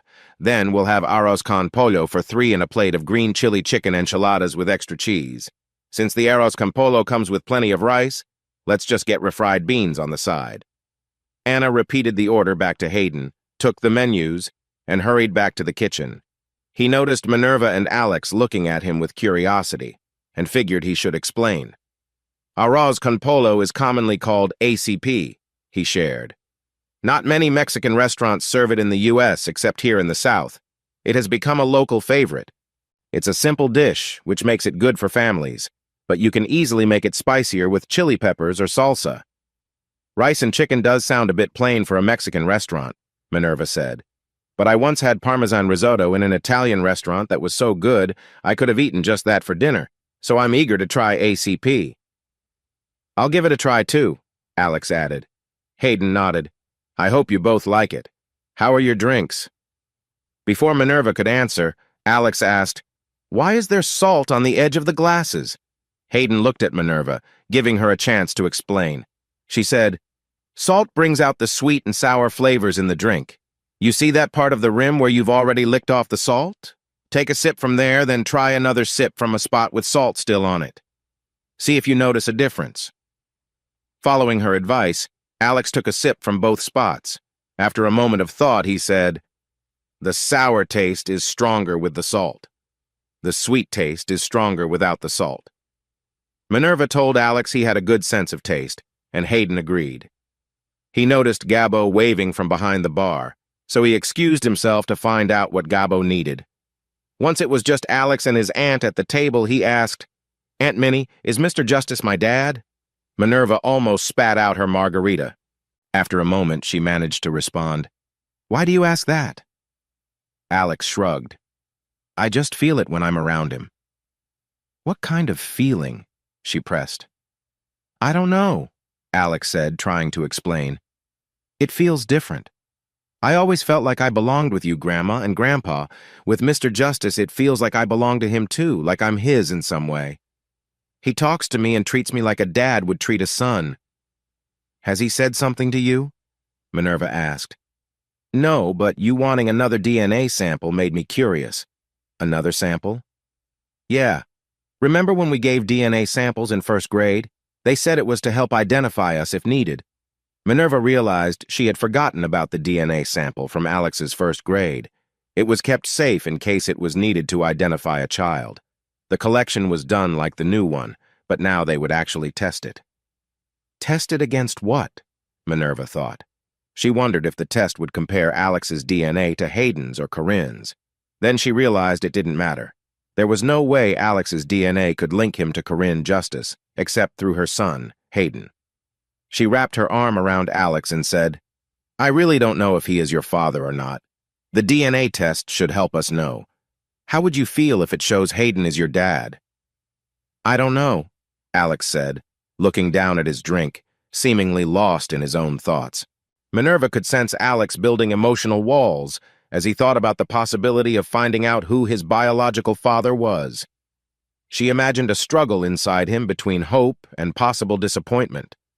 Though Alex had never talked about it, Minerva sensed he had secretly wished for a father figure, someone who shared his interests and could help him grow. Her father, Alex's grandfather, had tried but couldn't keep up with Alex's energy. Since the trial's end, she had thought about what she would do if the DNA test confirmed Hayden as Alex's dad, but Hayden rejected the results. Minerva wondered why Athena told Hayden that he wasn't the father of her unborn child. Did Athena want to keep the father's identity a secret? If so, why? These thoughts were why Minerva had come to the pub today. She wanted to see Hayden Justice. They could not have a real conversation with Alex around, and she hoped to build a better relationship with Hayden than what they had during the trial.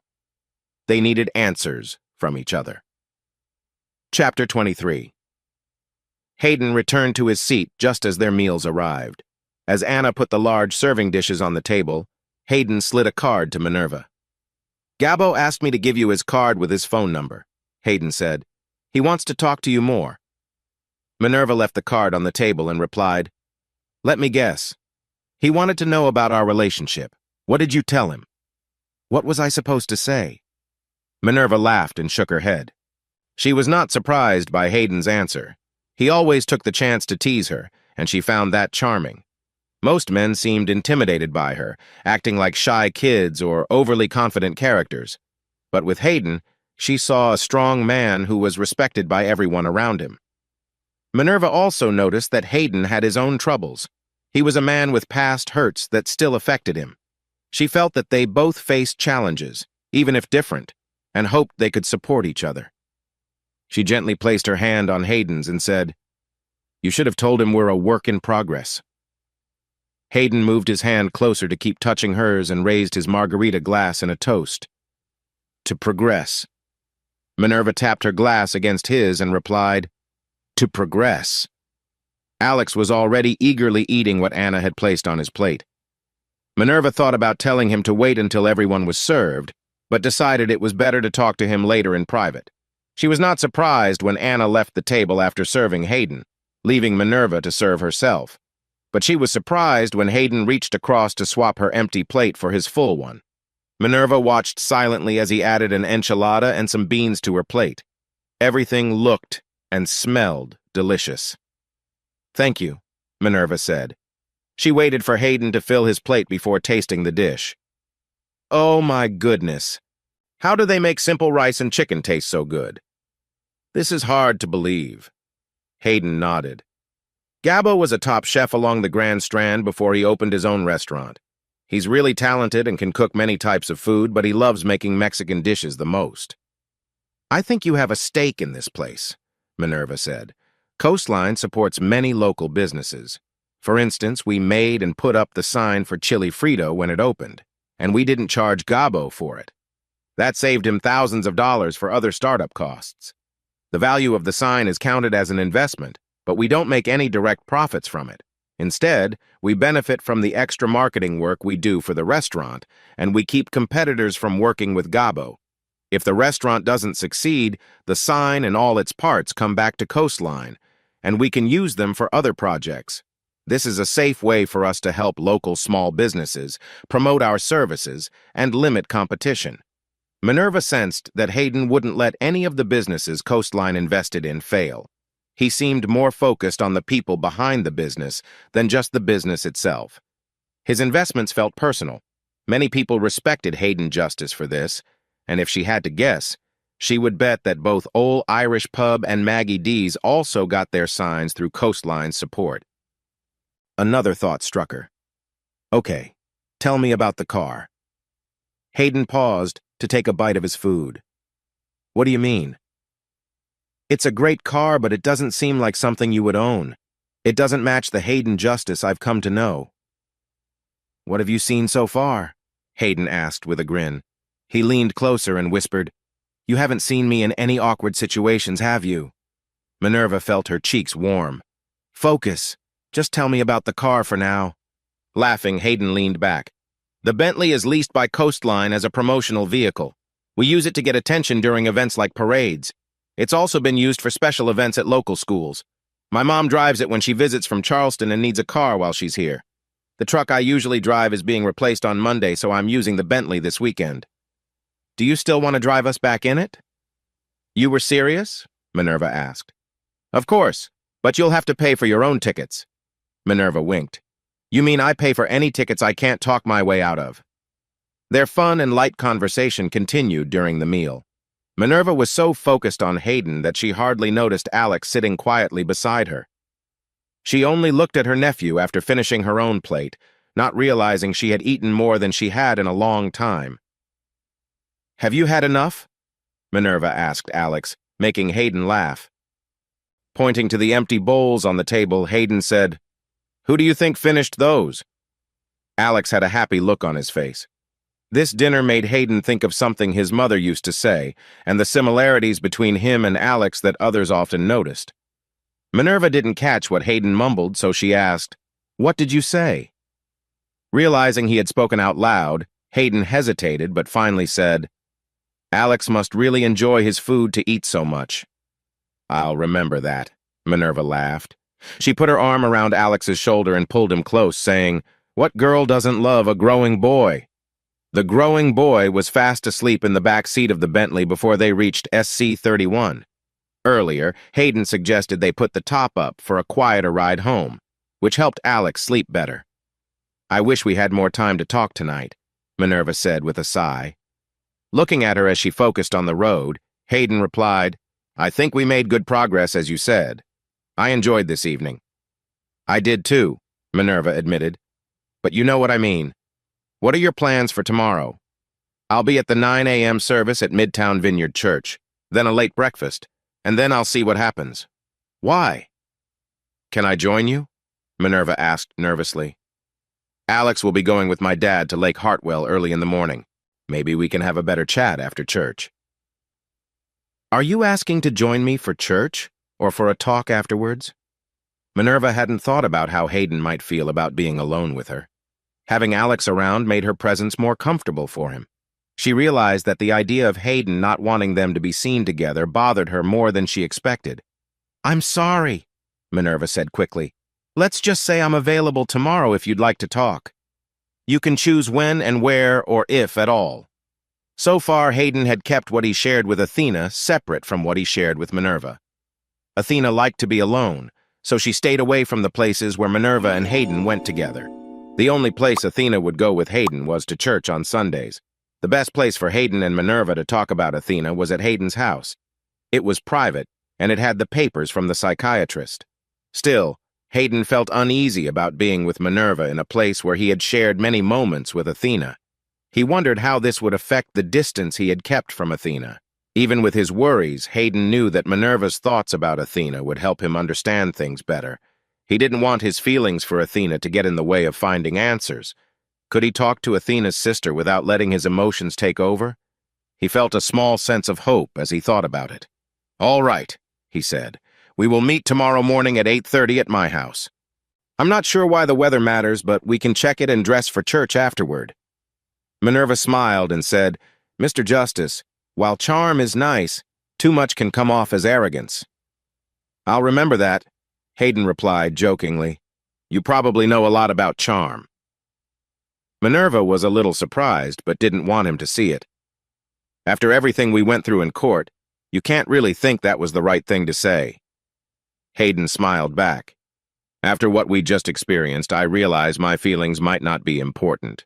What matters is what you think of my comment. Minerva felt happy that Hayden noticed her and appreciated her.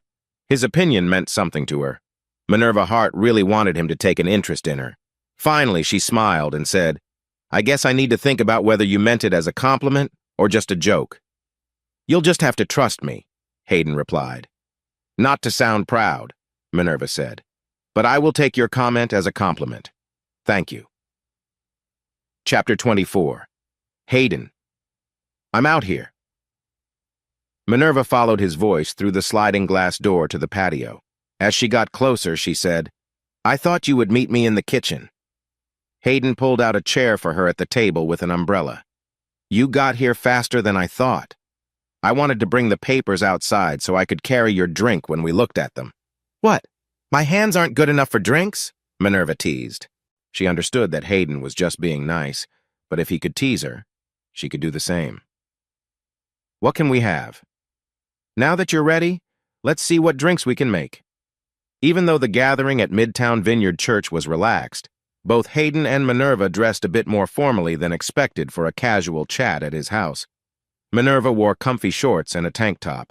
Hayden chose cargo shorts and a button-up shirt that was open. A soft breeze played with his shirt.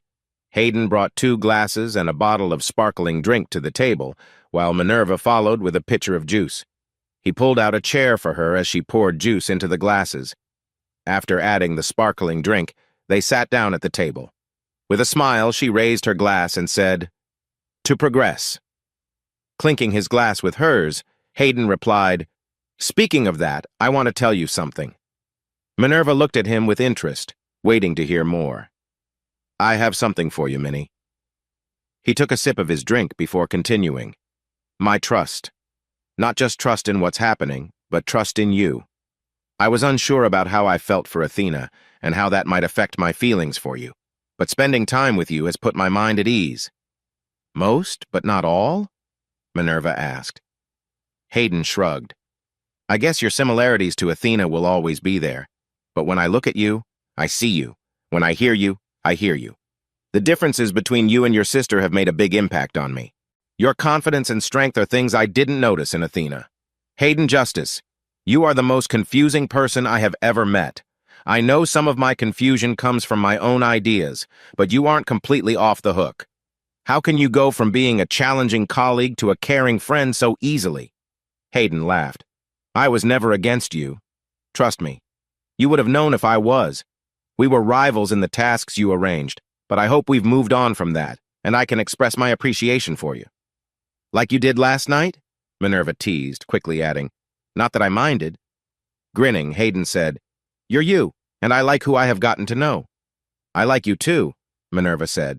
Then, becoming more serious, she asked, "Can I share something that Alex told me last night?" "Of course." Making sure he was looking at her, she said, "He asked if you were his father."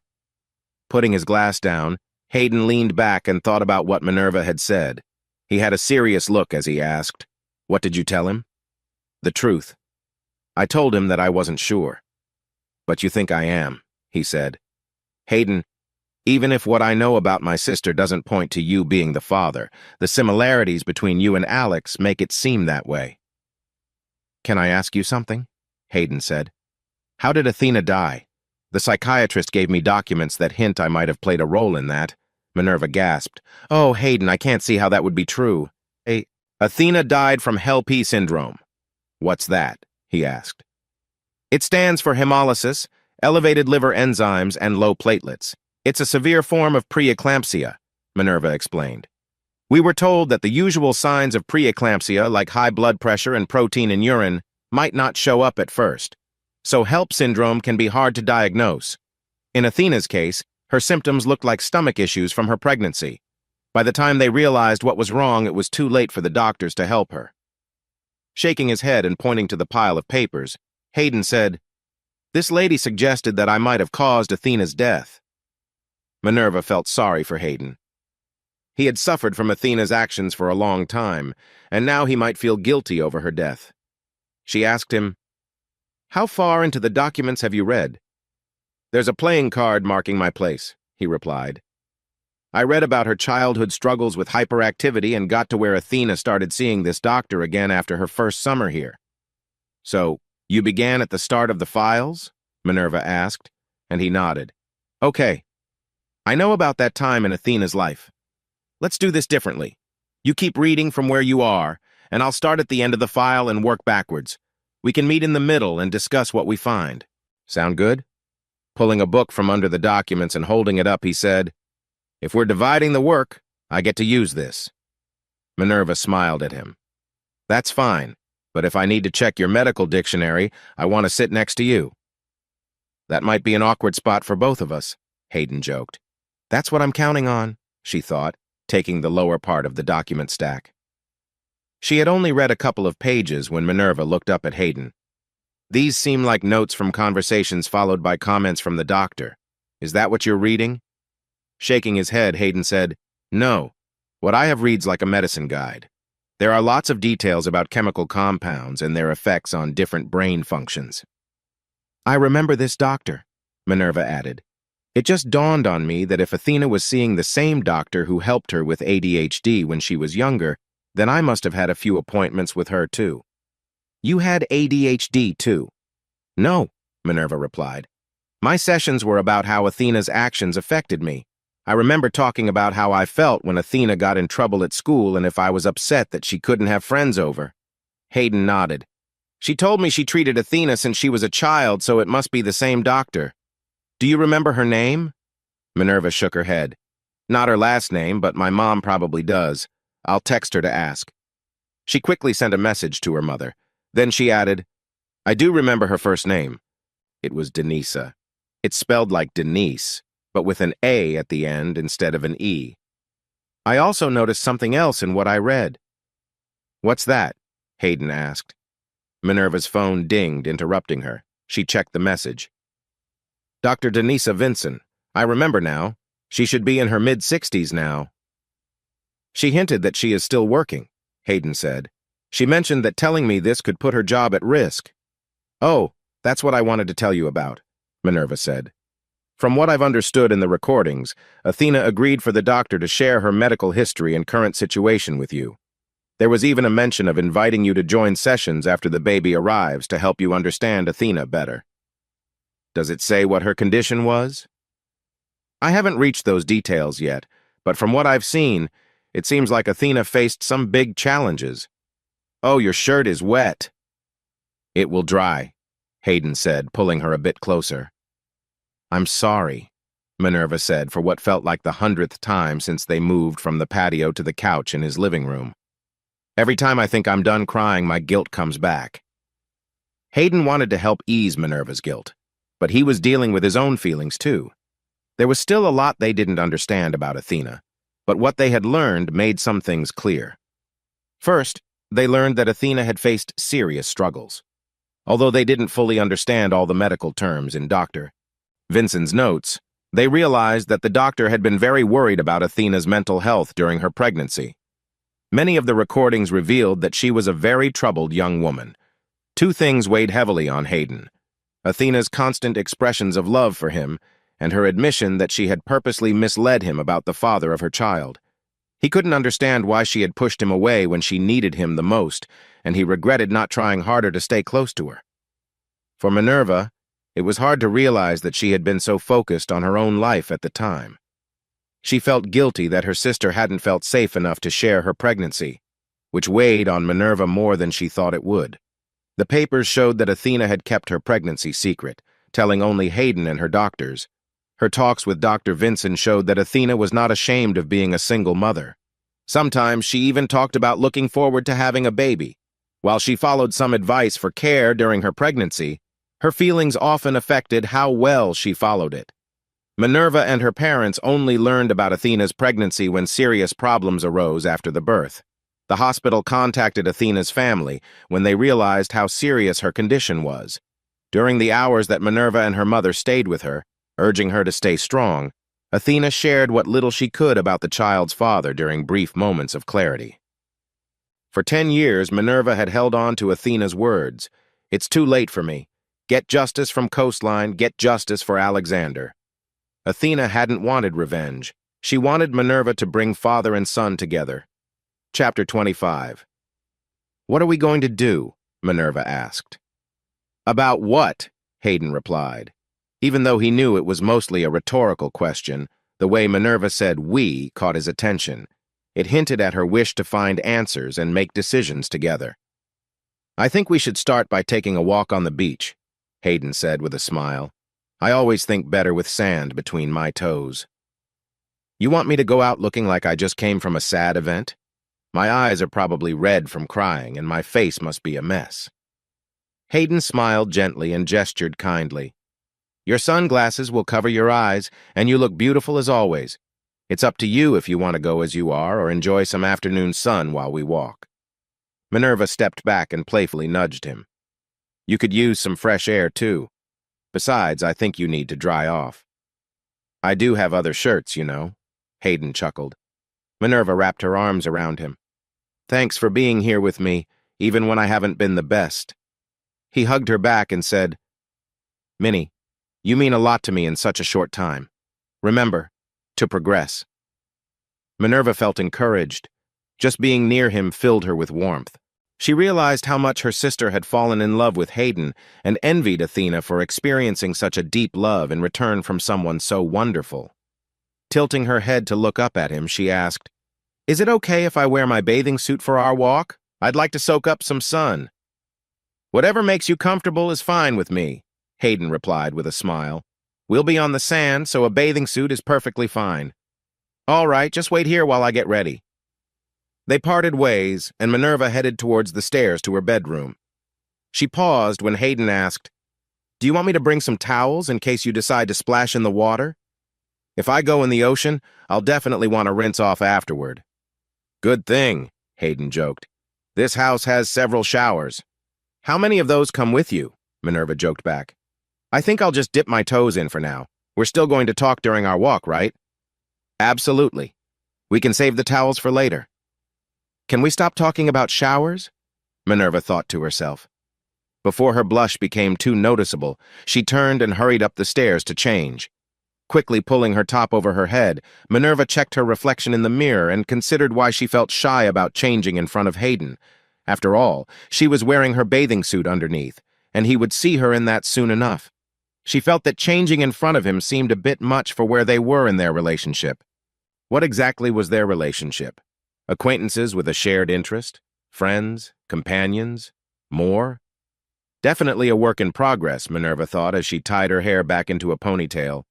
She didn't bother folding her clothes before tossing them on the bed, grabbed her sunglasses, and walked back down the stairs barefoot.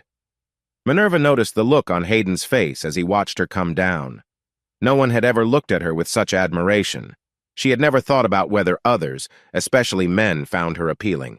She had always thought of herself as just herself. Now, seeing Hayden's interest in her made Minerva feel a pride she hadn't felt before. She was both happy and shy, realizing the effect she had on him. Hayden wasn't surprised by Minerva's beauty and charm.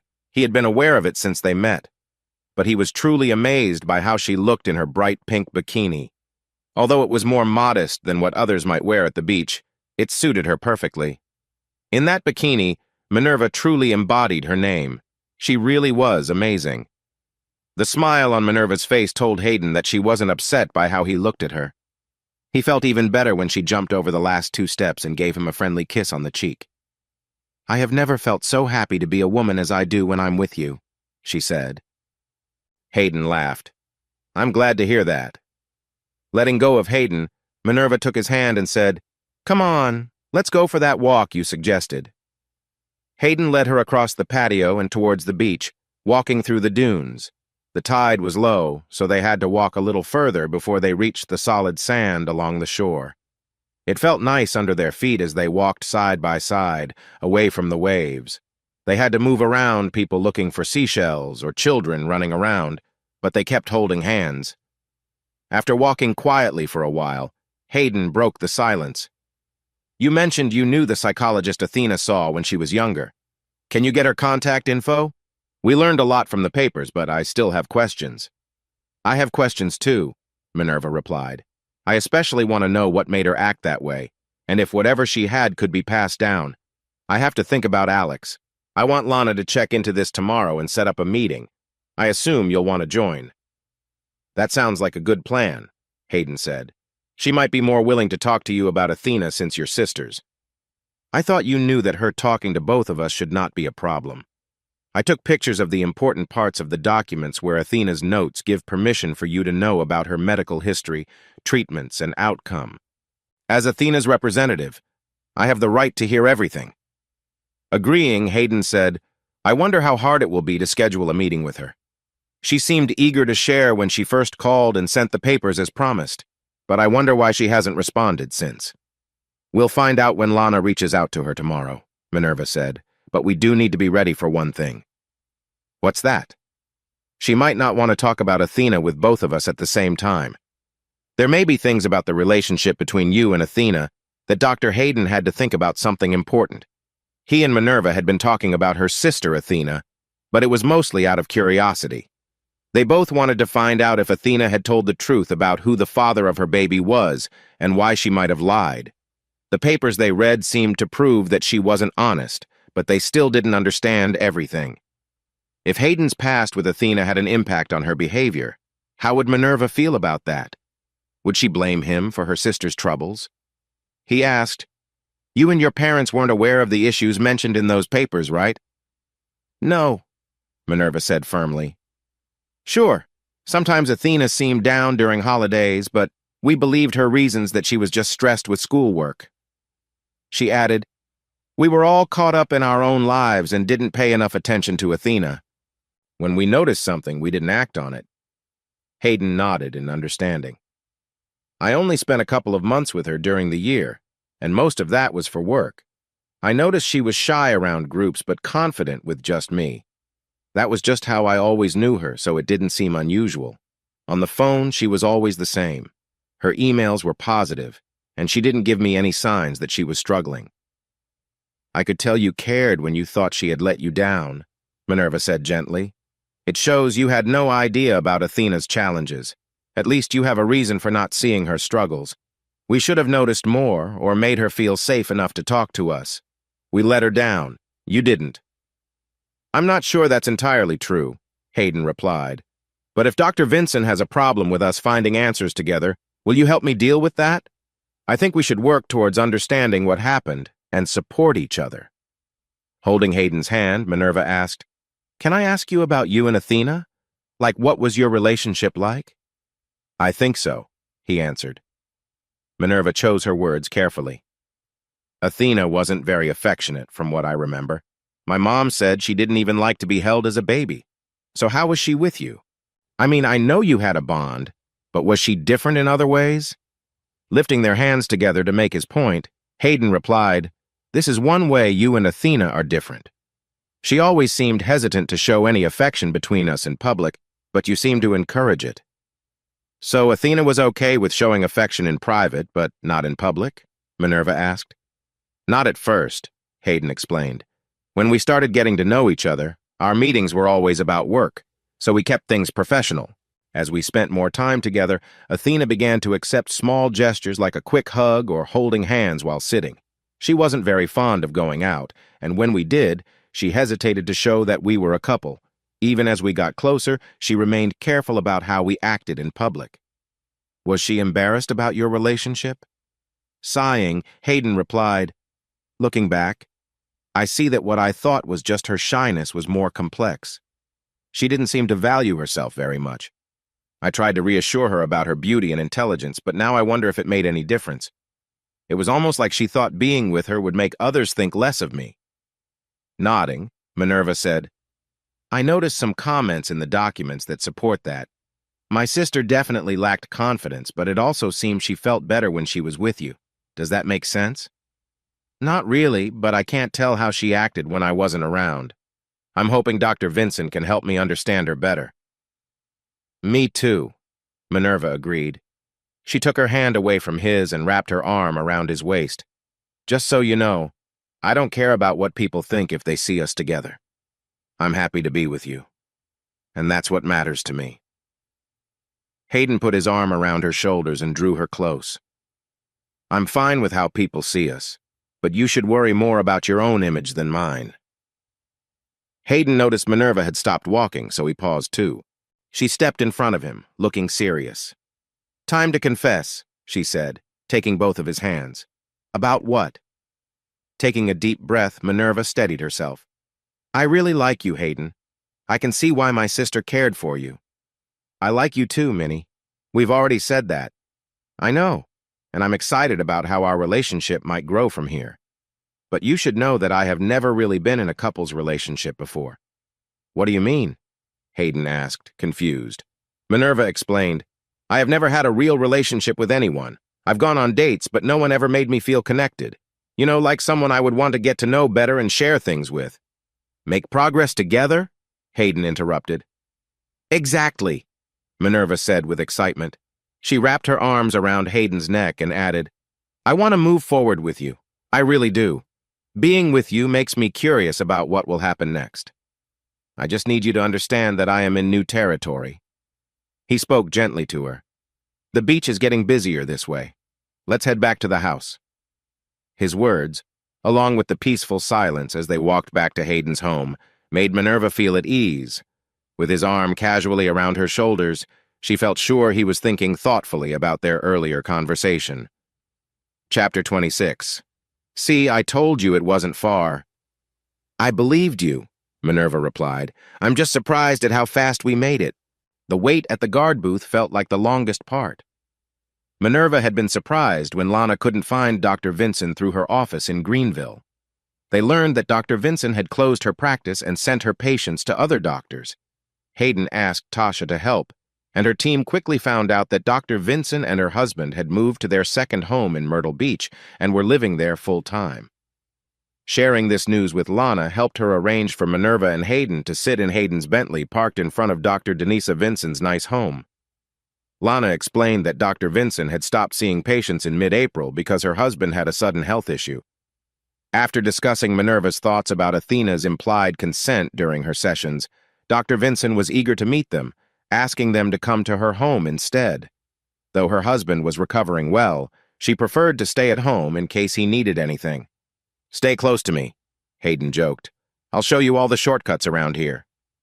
Minerva smiled and said, "Maybe I'll let you drive me around once I move here. It would be nice to ride in this car." "Very humble, too," Hayden replied with a laugh. She playfully nudged him. While Minerva had mentioned her wish to be Hanson with the growth of her law practice in the Myrtle Beach area, leaving TJ and Lana to manage the established team in Greenville, she realized that her desire to be closer to Hayden was a big part of her choice. Hayden patted the large binder containing their documents, which they prepared for their discussion with Athena's former psychiatrist. "Are you ready to see what the doctor can tell us?" Minerva squeezed Hayden's hand and said, "I hope she can make her notes easier to understand." Hayden gently squeezed back and replied, "Isn't it funny that you, a lawyer who often uses complex words, are critiquing someone else's big words?" "There's no comparison," Minerva insisted. "Latin is brief." "That sounds interesting. What does that mean?" Minerva smiled as she opened her car door. She turned back and explained, "Latin uses fewer words to express an idea. In English, that sentence has 11 words. In Latin, it has just 7.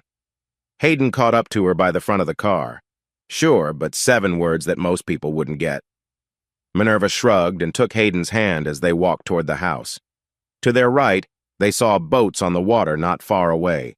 The sound of a golf ball echoed from the nearby course. Though the house wasn't as large or had the ocean view as Hayden's, it was still impressive.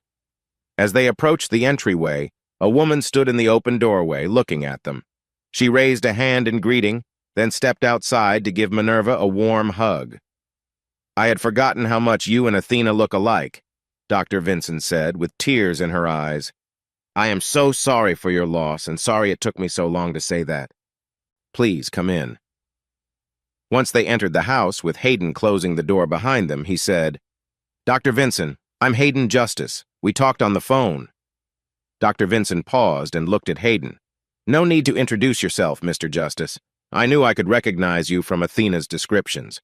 I apologize for sending you the papers without checking in. My husband had a sudden health issue that disrupted everything." "How is Mr. Vinson?" Minerva asked. "His last name isn't Vinson professionally. I use my maiden name, but my full name has both. To answer your question, he is doing quite well. He has very few lasting effects from his stroke, and those should get better with his therapy. Our friends Drew and Randy McLean have taken him out for lunch, so we can use the house for our talk. Please follow me to his office." She led them through double doors into a spacious office that looked like a converted living room. There was an L-shaped desk with a computer, keyboard, and mouse. Along the wall, beneath a big picture window, was a sitting area with a large leather sofa and a coffee table in between, plus 2 comfy leather chairs. The walls were decorated with framed pictures of a handsome man next to Dr. Vinson. Vinson. Minerva walked over to one of the pictures and said, "It feels like it's been almost 20 years since I visited your office. But you look exactly the same. You still look wonderful. Is this your husband?" Hayden had not met Dr. Vincent until today, but as he looked at the pictures on the walls and compared them to the woman in front of him, he had to agree with Minerva. This woman looked much younger than her real age. Dr. Vincent smiled softly and said, "I'm glad to talk with you both about Athena. Would either of you like a drink before we begin? I have some fresh lemonade." Hayden glanced at Minerva and shrugged. She nodded and replied, "That sounds nice. Can I help you with anything?" No. Just make yourselves comfortable. I have everything ready in the kitchen, and it won't take long. I'll be right back." Hayden placed the binder on the coffee table and wandered to look at more pictures on the walls. His gaze shifted from Dr. Vincent to the man next to her in most of the photos. There was something familiar about him, but Hayden couldn't place it right away. Minerva was also looking at pictures nearby and was the first to recognize the man. "Hayden, do you know who he is?" Pointing to the pictures he had noticed, he said, "I do now. Look, these are all book covers of his bestsellers. No wonder he looks familiar. You didn't know?" "I had no clue," Minerva admitted. "Are you a fan of his books too?" Moving from one framed book cover to another, Hayden checked to see if there were any he hadn't read. "I own all of these books. I've read them each at least a dozen times." "What about you?" Minerva nodded. "His Daddy's Car is one of my all-time favorites. Heavy Traffic on a Dirt Road is a close second." When Dr. Vincent returned, Minerva turned to her and asked, "Your husband wrote all these books?" "Yes. He plans to start his 9th novel in a few months if his physical therapy keeps going well. His biggest worry was that his stroke might affect his thinking or memory, and that could hurt his writing. We don't need the money, but I can't imagine what he would do without a way to express himself. Please, make yourselves comfortable." "Please tell him we are both big fans of his work," Hayden said as he sat down in one of the chairs across from the sofa. "Why don't you join me over here on the sofa?" Minerva suggested as she walked around the coffee table, pouring a glass of lemonade. Hayden quickly stood and moved to the sofa. Minerva waited for Dr. Vincent to sit in one of the chairs before handing her a glass filled with lemonade. She passed another drink to Hayden before sitting next to him with her own glass resting on the table. "Once his right hand feels better, I'll make sure you both get signed copies of his books," Dr. Vincent promised them. Then, pointing to the binder, she asked Hayden, "Are those the papers I sent you?" When Hayden nodded, she continued, "When the young woman called to set up this meeting, she mentioned that you both had been looking over the documents together and that you had questions. Is that true?" Speaking for both of them, Minerva replied, "Yes, that's right. When Hayden and I met, we quickly realized we had many questions and feelings connected to my sister. We are trying to understand why she acted the way she did, especially during her pregnancy, and that's why we are here. Can you help us understand Athena?" Dr. Vincent observed the couple before responding, "First, tell me about your relationship." "Why is that important?" Hayden asked, curious. Seeing Minerva take Hayden's hand gave Dr. Vincent insight, but she added, "It's essential for me to know how my words might impact your relationship when I meet with two people. You both have a personal interest in the documents and what they say about Athena. I need to know what common interests you share. Will my sharing details about Athena's situation change how you see each other?" Before Hayden could speak, Minerva replied, "Hayden and I are getting closer. Athena hurt him, and even though we found out she misled him, understanding the reasons is vital for both of us to move forward. My confusion about what happened between Athena and Hayden left me feeling guilty, but I really want to understand and find some closure for a man I now think was as much affected by Athena's issues as she was. I need to know why my sister acted the way she did, and if her choices will always impact the relationship Hayden and I are building." "What about Alex?" Hayden interjected. "He's also important for us." "Oh yes," Minerva agreed. "Thanks for reminding me. We need to find out if anything that troubled Athena could affect her son, Alexander." Dr. Vincent nodded. "I can confidently say that the health issues that affected Athena are not passed down, and her son is very unlikely to face the same problems." "How can you be so sure?" Hayden asked. Smiling, Dr. Vincent explained. Vincent said, "Because he is your son." Before Hayden or Minerva could say anything, she continued, "He is your son, which means he is a boy. He doesn't have the same physical challenges." Minerva and Hayden exchanged confused looks before she added, Now would be a good time for you to tell us what was wrong with Athena from a medical viewpoint. We know she had serious emotional struggles, but we don't understand the physical issues that went along with them. I promised Athena that I would make sure HO understood her actions and her situation, Dr. Vincent replied.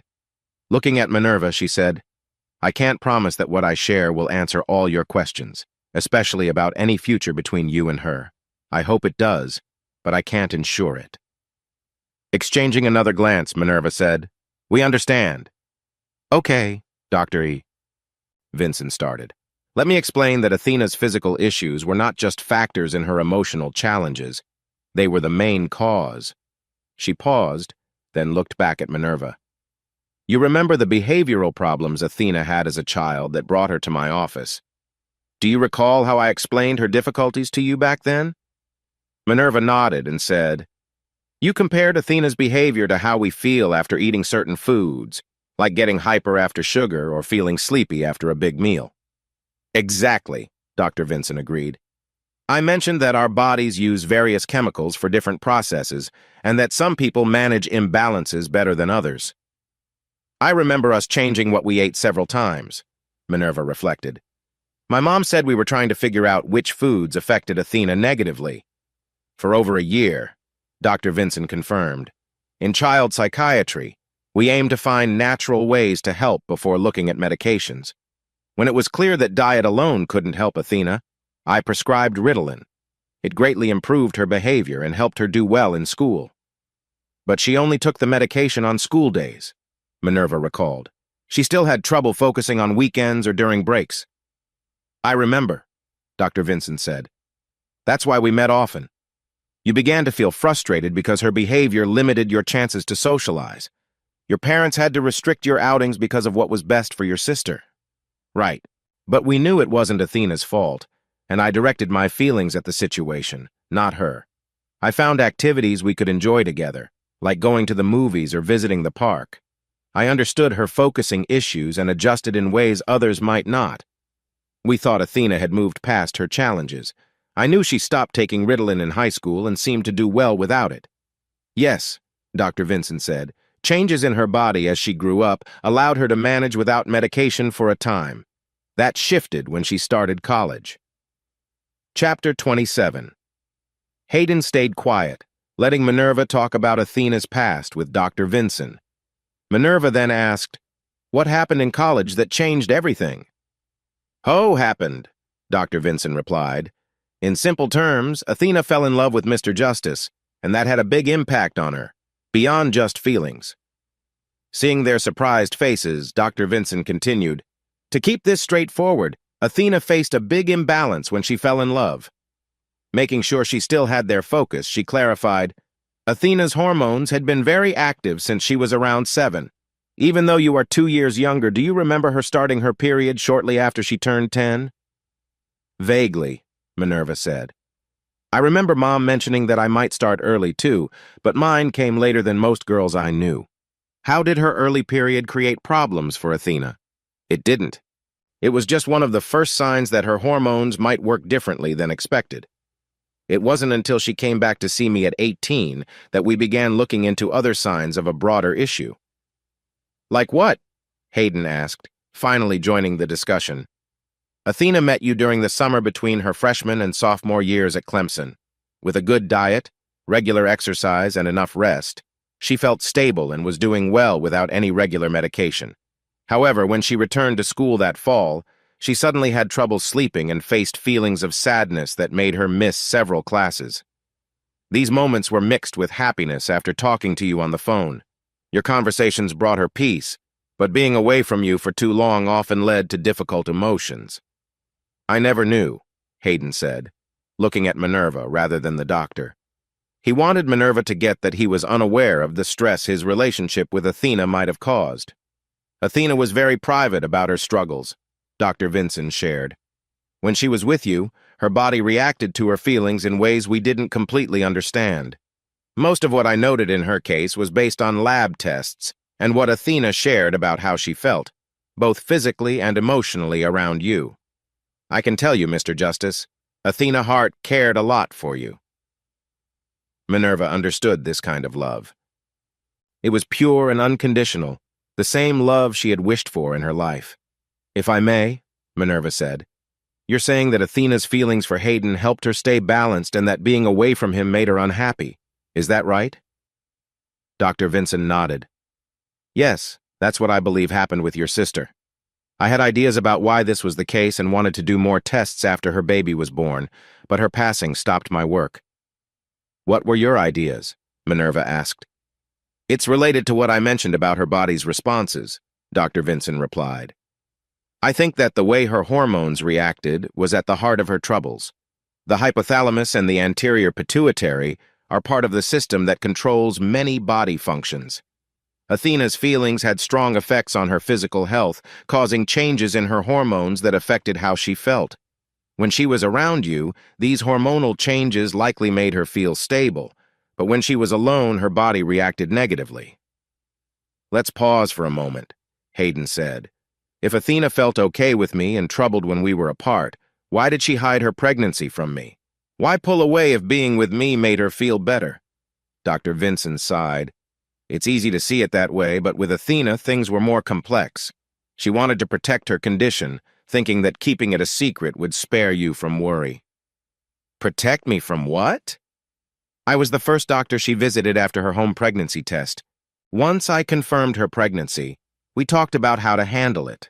I had given her medications to help with her emotions since she went back to school, but Athena was scared about how these medications might affect her baby and wanted to stop taking them right away."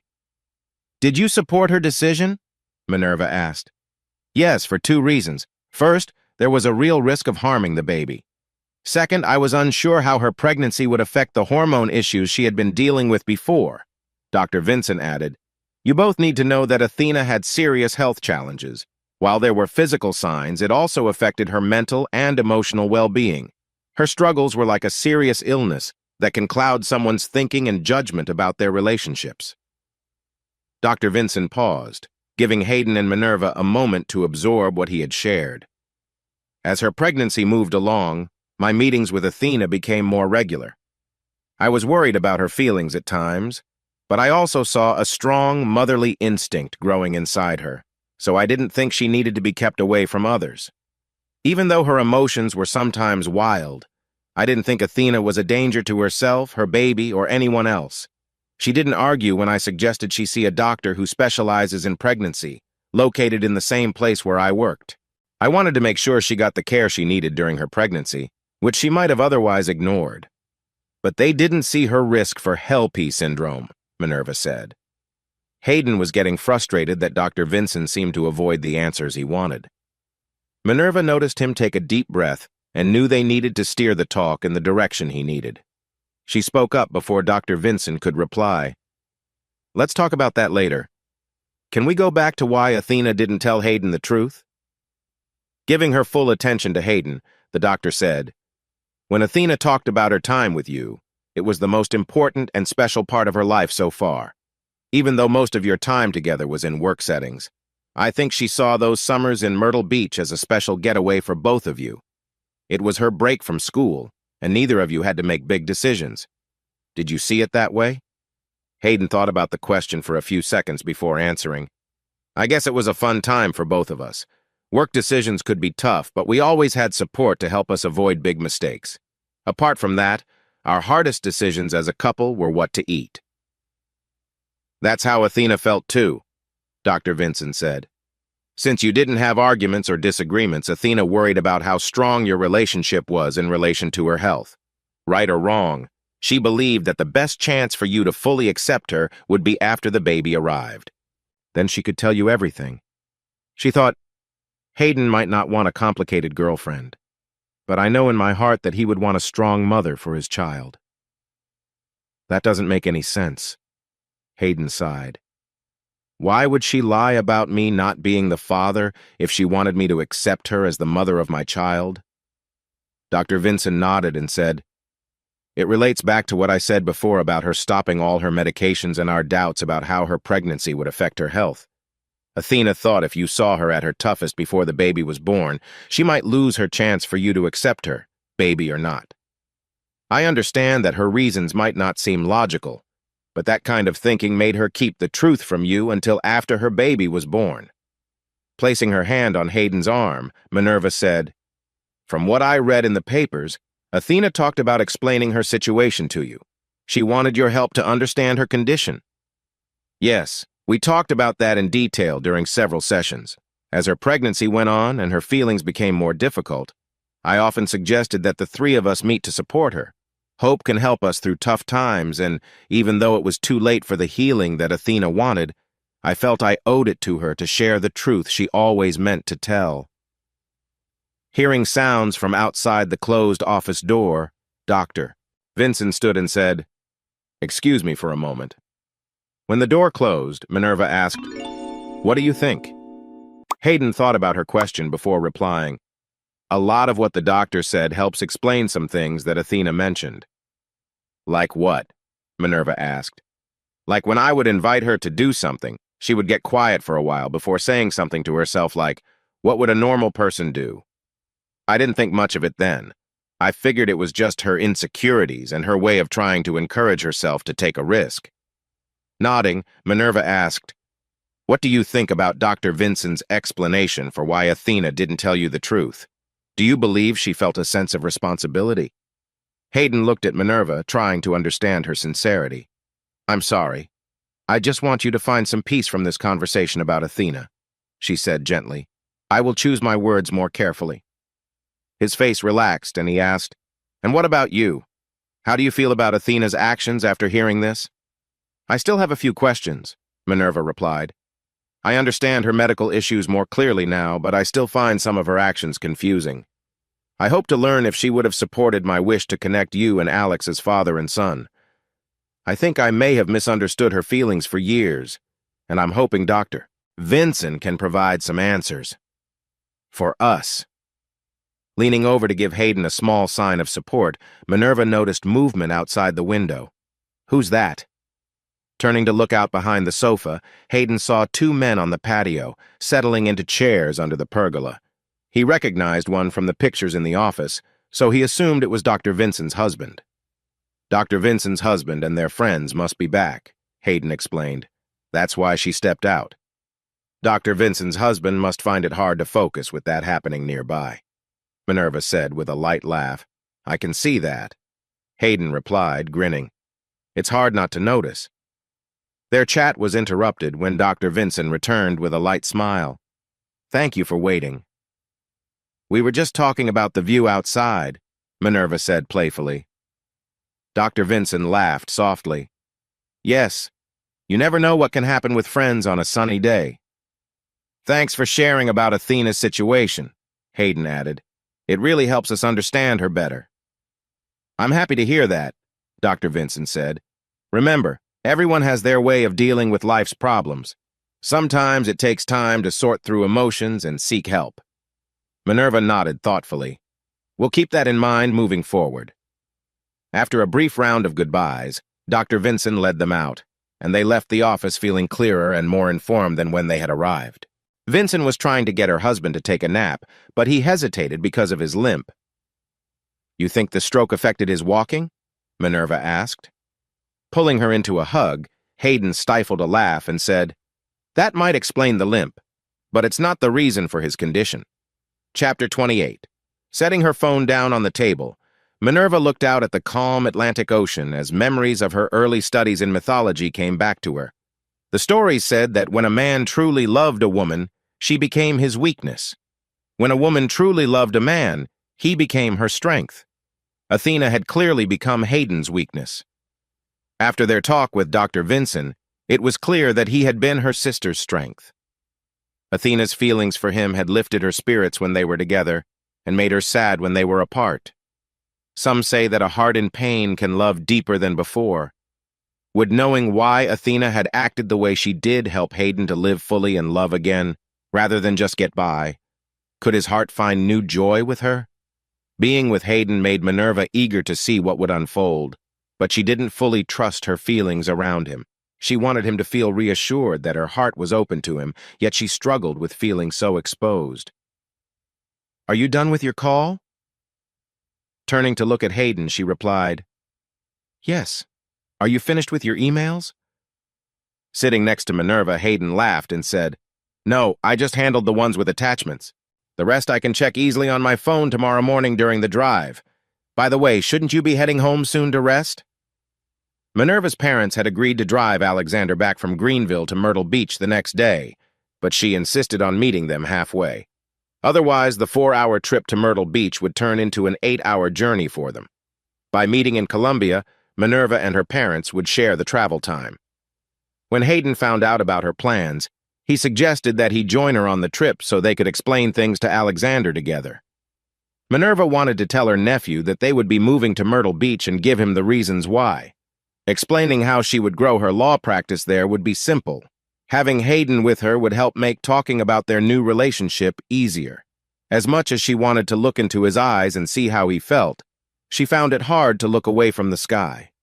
She saw the stars, but instead of focusing on them, she quietly said, From the first moment I saw you in the pub, I felt that our journey would take time. It's funny looking back because you were so upset with me that night that I thought I might never see you again. But somewhere inside I knew I would. I can't explain how. I just did. You surprised me too, Hayden smiled. I apologize for how I reacted. What do you mean by take time? Finally looking at him, Minerva asked, Can I borrow a t-shirt from you? Seeing Hayden's puzzled face, she explained, It makes more sense for me to stay here tonight so we can start early in the morning. It will also give us time to talk about our progress since our meeting with Dr. Vinson. Hayden's confusion was not about her request, but rather about why she had brought her suitcase from her condo that morning. She had mentioned it was to be ready to leave for Greenville after their meeting. The change in plans to meet her parents halfway changed her original idea, but Hayden still wondered. He asked, Have you thought about which room Alexander will sleep in? Minerva stood tall before him and replied, I have. He can take my room. Now have you thought about which room I will sleep in? Her answer made Hayden laugh. Minerva often used the guest bedroom next to his when she needed to change or freshen up after the beach. He admired her confidence in claiming it as hers, the same confidence that showed she and Alex would be living with him for a while. He took her hand and led her back into the house, closing the patio door behind them before asking, You didn't bring anything to sleep in? She replied as she walked toward the stairs. I didn't pack anything. I usually keep a robe nearby in case I need to check on Alex at night. After she got up, Hayden said, Well, if you have your robe, you won't need anything else to sleep here. Even if I'm sleeping in your bed. Especially if you're in our bed. Minerva understood him clearly. She took him to his bedroom and stood at the foot of the bed, looking up at him with a mix of nervousness and innocence. Hayden appreciated her honesty as he stepped closer to her.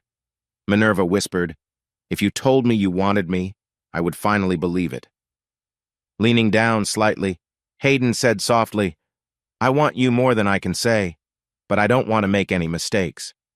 With her hands gently on his back, Minerva pulled him closer, saying, I appreciate your care. I really do. I feel safe with you, and that makes it easier for me to open up and grow. I'm not saying we should rush things, but you should know I fully trust you. Hayden lowered his head slightly, and their lips touched.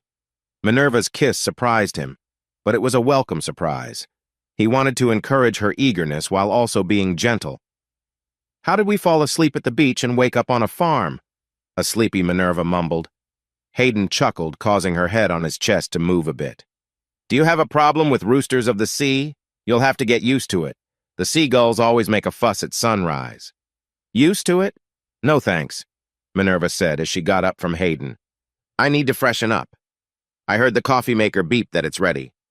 Would you like me to get us some coffee while you get ready? No, I'll wait until we're on the road for mine, Minerva replied over her shoulder. But you go ahead if you want some. Looking at her, Hayden said, I think I'll wait too. I'm going to head to another bathroom. When he returned to his room, he found Minerva leaned back against pillows on the bed. Her smile warmed his heart, and he realized this was the image he wanted to see every morning. He crawled onto the bed beside her and heard her softly humming a tune. After he settled in, Minerva snuggled against him and continued humming. That sounds familiar, he said. What are you humming? Oh, it's an old song that came to me while I was brushing my teeth. She sang a line that was on her mind. Across my dreams with nets of wonder, I chase the bright, elusive butterfly of love. Bob Lind, Hayden said. From 1966. That is a classic. Did you ever read Yeats? William Butler Yeats? Minerva asked. When Hayden nodded, she said, I read a few of his poems in college. Was one of them the Song of Wandering Aengus? That doesn't sound familiar. Why? It's about an old fisherman who catches a magical fish, Hayden explained. The fish turns into a lovely girl who runs away. The fisherman spends his life hoping to find her again. Lynn said this Yeats poem inspired that song. Minerva leaned closer to Hayden and said, I'll check it out later, but I've finally caught my dream, so finding a magical fish girl isn't on my list right now. Hayden asked, Are you feeling okay this morning? You looked really tired last night. Minerva adjusted herself to be comfortable on top of Hayden. She smiled and said, Thanks for caring, but if you really want to know, I feel great. Not quite as great as last night, but that could change. Hayden wouldn't have guessed that Minerva was new to these feelings. She had a natural way of responding to him that was unique. He had led them, but as Minerva grew more confident, her focus on their happiness grew too. Her excitement for new experiences nearly wore Hayden out. It was only her own tiredness that made her energy fade after a long, fun time together. The heart of love is concern, Hayden said. My caring for you is one of the ways I show my love. That, and letting you drive my Bentley. Well, I don't have a fancy car to show my love, so I guess you'll have to accept my endless care and affection. That works, right? I can drive your Bentley and you can keep making me smile like last night. Laughing, Hayden replied, That sounds great. We should get moving if we want to meet your parents on time.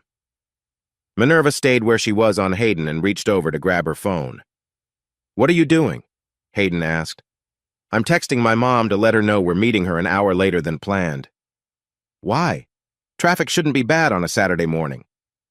After sending her message and putting the phone back, Minerva looked down with a smile and said, You haven't picked up on my hints, so I need to be clear, my love. I think I'm really going to enjoy spending time with you first thing in the morning. I'm not saying they'll adore you like I do, but they definitely won't dislike you anymore. Really? Hayden laughed. So they know that I shared a bed with their daughter last night? Minerva giggled. No, but I'm sure my mom will notice my glowing happiness and wonder about it. She gave his left hand a gentle pat as she drove the Bentley. Don't worry. Your willingness to be part of our family and your promise of a bright future will help ease their worries. I promised my mom that we would show her the documents from Dr. Vinson. Explaining our meeting yesterday helped, but they think reading the documents will give them a better understanding, and I agree. I'll ask Sierra to make copies and send them on Monday, Hayden assured her, unless you'd prefer to handle it at your office. No. With Lana working with TJ in Greenville, I'll be alone in Myrtle Beach looking for a new paralegal and possibly an assistant. It would be quicker if you had someone at Coastline take care of this. Also, I need some time to get Alex set up in a summer camp or daycare. Hayden interrupted. I can help with that if you're okay with my idea. I thought I could bring him to work with me each day, and he could stay in the daycare for employees' families until I finish my work. It's not just for kids. Some employees have older family members who need help while they work. Alex can play with other kids or spend time with some of the elderly people. If he likes games, he will fit right in. Minerva frowned. I appreciate that, but I don't want to take advantage of your job for free daycare for Alex. Hayden replied, lifting his hand from beneath Minerva's. Did you miss the part where I said the daycare was for employees' families? As my son, I'm pretty sure Alex qualifies. Her now free hand hit her forehead. I blame my forgetfulness on you. New rule. You can only tease me on days when my brain is working properly. Hayden laughed and asked, And when might those days be? Minerva shrugged. You're right. My brain feels like mush. I guess I'll have to live as a silly fool from now on. A content fool, though, I can manage that. Well, as a lawyer, you should be used to that way of life, Hayden teased. Not the content part, Minerva replied with a giggle. That's a whole new side of being a lawyer, thanks to you. Back to Alex's situation, Hayden said. The school bus picks up and drops off right in front of the daycare, so it will work for him once school starts. On days when he doesn't have sports or other after-school activities, I create a quiet place for him in my office to help him with his homework and other things. You've really thought this through, Minerva said with admiration. I'm impressed. I care for those I love. You can always count on me. Minerva thought about his words as she saw the next rest stop coming up. It wasn't the most romantic place, but it would be a good spot to ask Hayden the important question she needed to before they got to Columbia. Hayden didn't question why Minerva turned off the freeway into the rest area, thinking she just needed to use the restroom. He also looked forward to stretching his legs for a moment before continuing their trip. After parking away from the busy area near the restrooms, Minerva quickly turned off the car, unbuckled her seatbelt, and turned to face Hayden. She looked him straight in the eye and said, Hayden Justice, you are the love I have waited for all my life. You make me whole, and I love you completely. Will you marry me? Chapter 29. Hey, Coach, where's the judge? She can't miss the final game of the season, right? Hayden looked up into the stands and saw his friend, Patricia Yost, sitting with her husband, Jim. Walking over to the fence that kept spectators safe from foul balls, Hayden stood in front of the stands and replied, She's with our daughter at Savannah's playground. Athena gets a bit restless watching the teams warm up, but Minerva will have them both here before the game starts. He glanced at the parking lot next to the gym, but didn't see Minerva and his mother coming back from the playground yet. However, he did notice Minerva's parents pulling into the lot. Minerva must have told them where she and Athena were, because as soon as their car parked, Pandora Hart started walking toward the playground, while Ulysses Hart headed in the direction of Hayden. Hayden and Minerva always parked in the gym lot because it was perfectly located between the athletic fields, where Alex played his sports, and the playground where their energetic daughter could have fun. It was also just a short walk across the bridge over Grand Lake to the Market Common District, where they could eat at one of the many restaurants or shop at the farmer's market. Hayden watched his teammates playing catch in the outfield while their opponents warmed up on the infield. This last game of the season would be Alex's final one in Little League. Hayden still had a few all-star games to play before the playoffs began. With his team having a perfect season, they expected to go far in the regional playoffs, so he didn't feel sad about his coaching career with his son coming to an end. Alex would be starting at Myrtle Beach High School in the fall, and Hayden would always be his biggest fan. Hi, son, Ulysses Hart said as he approached Hayden. How long do you think this game will last? Hayden shook his father-in-law's hand and replied, It has to last at least 3.5 innings for it to count as an official game. The weather looks good, so I think it will last that long. Ulysses smiled and said, Save your formal answers for the other parents. Hayden just shrugged. He understood that his father-in-law wanted a prediction that their team would score enough runs in the first 3.5 innings that the other team would have to stop playing. The run rule had ended many of his team's games this season, with Alex often being the top player in those wins. As the stands filled up before the game, Ulysses went to find seats for the rest of the family while Hayden called his team to the dugout. At 6 feet tall, Alex stood taller than all the other players, guiding them like a mentor as they followed him. Today, Alex's team would be the visiting team. Hayden explained the batting order to the players before taking his lineup card to the umpire. He noticed Minerva, Athena, his mother, and mother-in-law in the stands with Ulysses. He paused to wave at his daughter and heard her happy cheer. Athena looked just like her mother, and Alex resembled Hayden. There was never any doubt about what they would name their first child if it was a girl. Hayden was thankful that Minerva's choice not to use birth control before their marriage didn't lead to Athena's arrival before their wedding night, which happened almost 4 months later. This timing made her the perfect first anniversary gift for her parents. As usual this season, Alex and his teammates made a strong start during their first at-bat, with Alex hitting a home run as the cleanup batter. The other team found themselves trailing by a score of 60 before they even got to bat. The score grew to 100 by the end of the second inning, and it was clear to everyone watching that the game might not last much longer. When the other coach decided to end the game at 190, Alex had a big impact. He hit 3 home runs, 2 being grand slams, and he helped score more than half of the team's runs. The team chose not to have a celebration right after the regular season and decided to wait until after the playoffs. This choice let Alex and Hayden meet up with their family in the Crabtree Gym parking lot to talk about plans for later. "Go ahead and change your shoes, son," Hayden said to Alex as they reached his truck. "I will talk to your mom about lunch while you do that." Athena pulled on Minerva's hand, wanting to run to her dad. Once Minerva knew it was safe for Athena, she let her go. Athena quickly climbed onto her father's shoulders. "I want to ride home with you and Alex," she said. "I think we can do that," he replied. Hayden walked to Minerva's car, a Bentley, just as Alex caught up with them, his shoes still untied. He bent down to tie them while his parents and grandparents chatted. "Athena insists she is riding home with Alex and me," Hayden told the group. "Mom, do you want to go back to the house with Minerva?" "Anything to avoid your driving?" Corinne joked. "You drive so slowly." Minerva and her parents laughed, knowing Hayden was a careful driver, especially with his kids. As the husband of the traffic court judge, he was very careful with his driving. "We're going to stop by the farmer's market before coming over," Pandora said. "There's a vendor with custom kites, and we want to check it out. Don't wait for us for lunch." Minerva stepped in front of Hayden and looked up at Athena. "I'm going to give Daddy a quick kiss. You know what to do." Athena giggled and covered Hayden's ears. She kept giggling as he leaned down for a quick kiss from his wife. When Minerva stepped back, Athena uncovered his ears and started clapping. Hayden wiggled his ears and let out a sigh of relief. "Thanks, sweetheart. We never know when one of your mom's kisses will be surprising," he joked. But that one felt close. "I don't know how I'd manage without you covering my ears."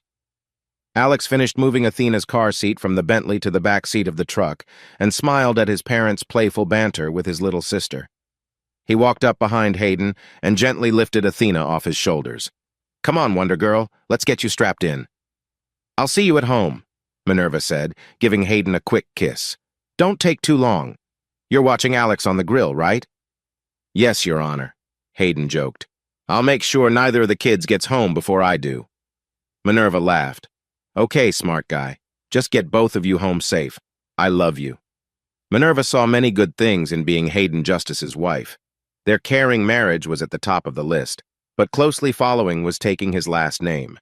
After they got married and she updated her name with the South Carolina Bar Association, some lawmakers showed interest in nominating her for a judgeship. Minerva had said no to every job offered to her until a position in Horry County's magistrate court opened up. She felt it would fit well with her family duties and her private law work. Hayden waited for Minerva to back out of her parking space before he followed her. He knew she would turn left onto Faro Parkway and head toward Highway 17, where the speed limit would fit how she liked to drive their Bentley.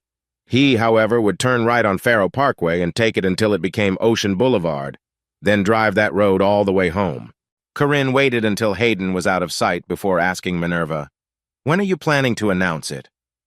Minerva glanced at her mother-in-law and instantly understood which announcement she meant. She wasn't surprised that Corinne had figured it out. "I'll tell Hayden tonight, but I want to wait a little longer before I tell everyone else. Can you keep it a secret until then?" "Of course I understand," Corinne assured her. "I think it's smart to give a few years between Athena and the next baby, though. When do you think you'll be due?" "I'll see the doctor next week for confirmation, but I guess around Valentine's Day would be right." "Great. Just don't name my next grandson Cupid or Eros." "My goodness, that was surprising," Minerva remarked. "What were you thinking?" Hayden laughed and pulled Minerva close, whispering to her as they relaxed together. "That's what you get for suggesting a night alone after wearing that all day. You should know better than to tempt someone like me." As Hayden shared sweet words and gentle touches, Minerva softly replied, "I'm grateful your affection has brought another child into our lives. You are an amazing father. You make me the luckiest man just by being yourself. You didn't seem very lucky when we first met, especially after the trial. I can't believe you'd want anything to do with me after that." "I don't know," Hayden said. "Maybe it's like the stories of soldiers and nurses. I didn't realize how important you were to my life until I started needing you in different ways. You healed more than just my heart." Minerva leaned in for a gentle kiss, her bond with Hayden growing stronger with each moment. It was a sweet, warm moment that filled the room with a cozy feeling. "Excuse me, Madison," Sierra said as she walked into Hayden's office. "You wanted me to remind you about your meeting." Being promoted to Director of Finance at Coastline Multimedia did not stop Madison Reese from sending Hayden the weekly financial reports herself. Everyone knew she looked forward to the fun tea parties with his daughter Athena that followed the reports. "Can you please finish my cookies for me?" Madison asked Athena. "I need to go to a meeting with some grown-ups." Athena grabbed the 2 cookies from Madison's napkin and stood up. "Daddy will finish them. I can't eat them or they'll spoil my dinner. Right, Daddy?" Hayden chuckled from behind his desk. "Maybe Sierra should have them. We don't want them to spoil my dinner either." As Sierra and Madison passed each other in the office, Sierra asked, "Is that okay with you, Wonder Girl? Can I join your tea party instead of Madison?" Athena offered her the 2 cookies. Sierra took a seat across from Hayden's daughter at the small table, while Hayden focused back on his computer. He checked the time. It was almost 4 p.m. Minerva's appointment had been at 2:30, and she had said she would call him on her way home. He recalled that during her pregnancy with Athena, these visits sometimes took longer if the doctor had to help with something urgent, so he was not worried about her being late. When 4:30 came, Hayden decided to call Minerva for an update. If she was going to be delayed, he would need to take over making dinner for the family that night. He dialed her cell phone, surprised when she answered right away. "Don't talk to me," Minerva said playfully. Hayden smiled, knowing she wasn't truly angry. "What did I do now?" "We talked about this," Minerva replied. "I was planning to get my tubes tied after this baby, and we would be a happy family with 3 kids. "I remember. So, oh, but the wonderful H.O. Justice had to be such an overachiever, didn't he?" Hayden tried to hold back a laugh and asked again, "What did I do?" "What did you do?" "I'll tell you, you got me pregnant. Twice."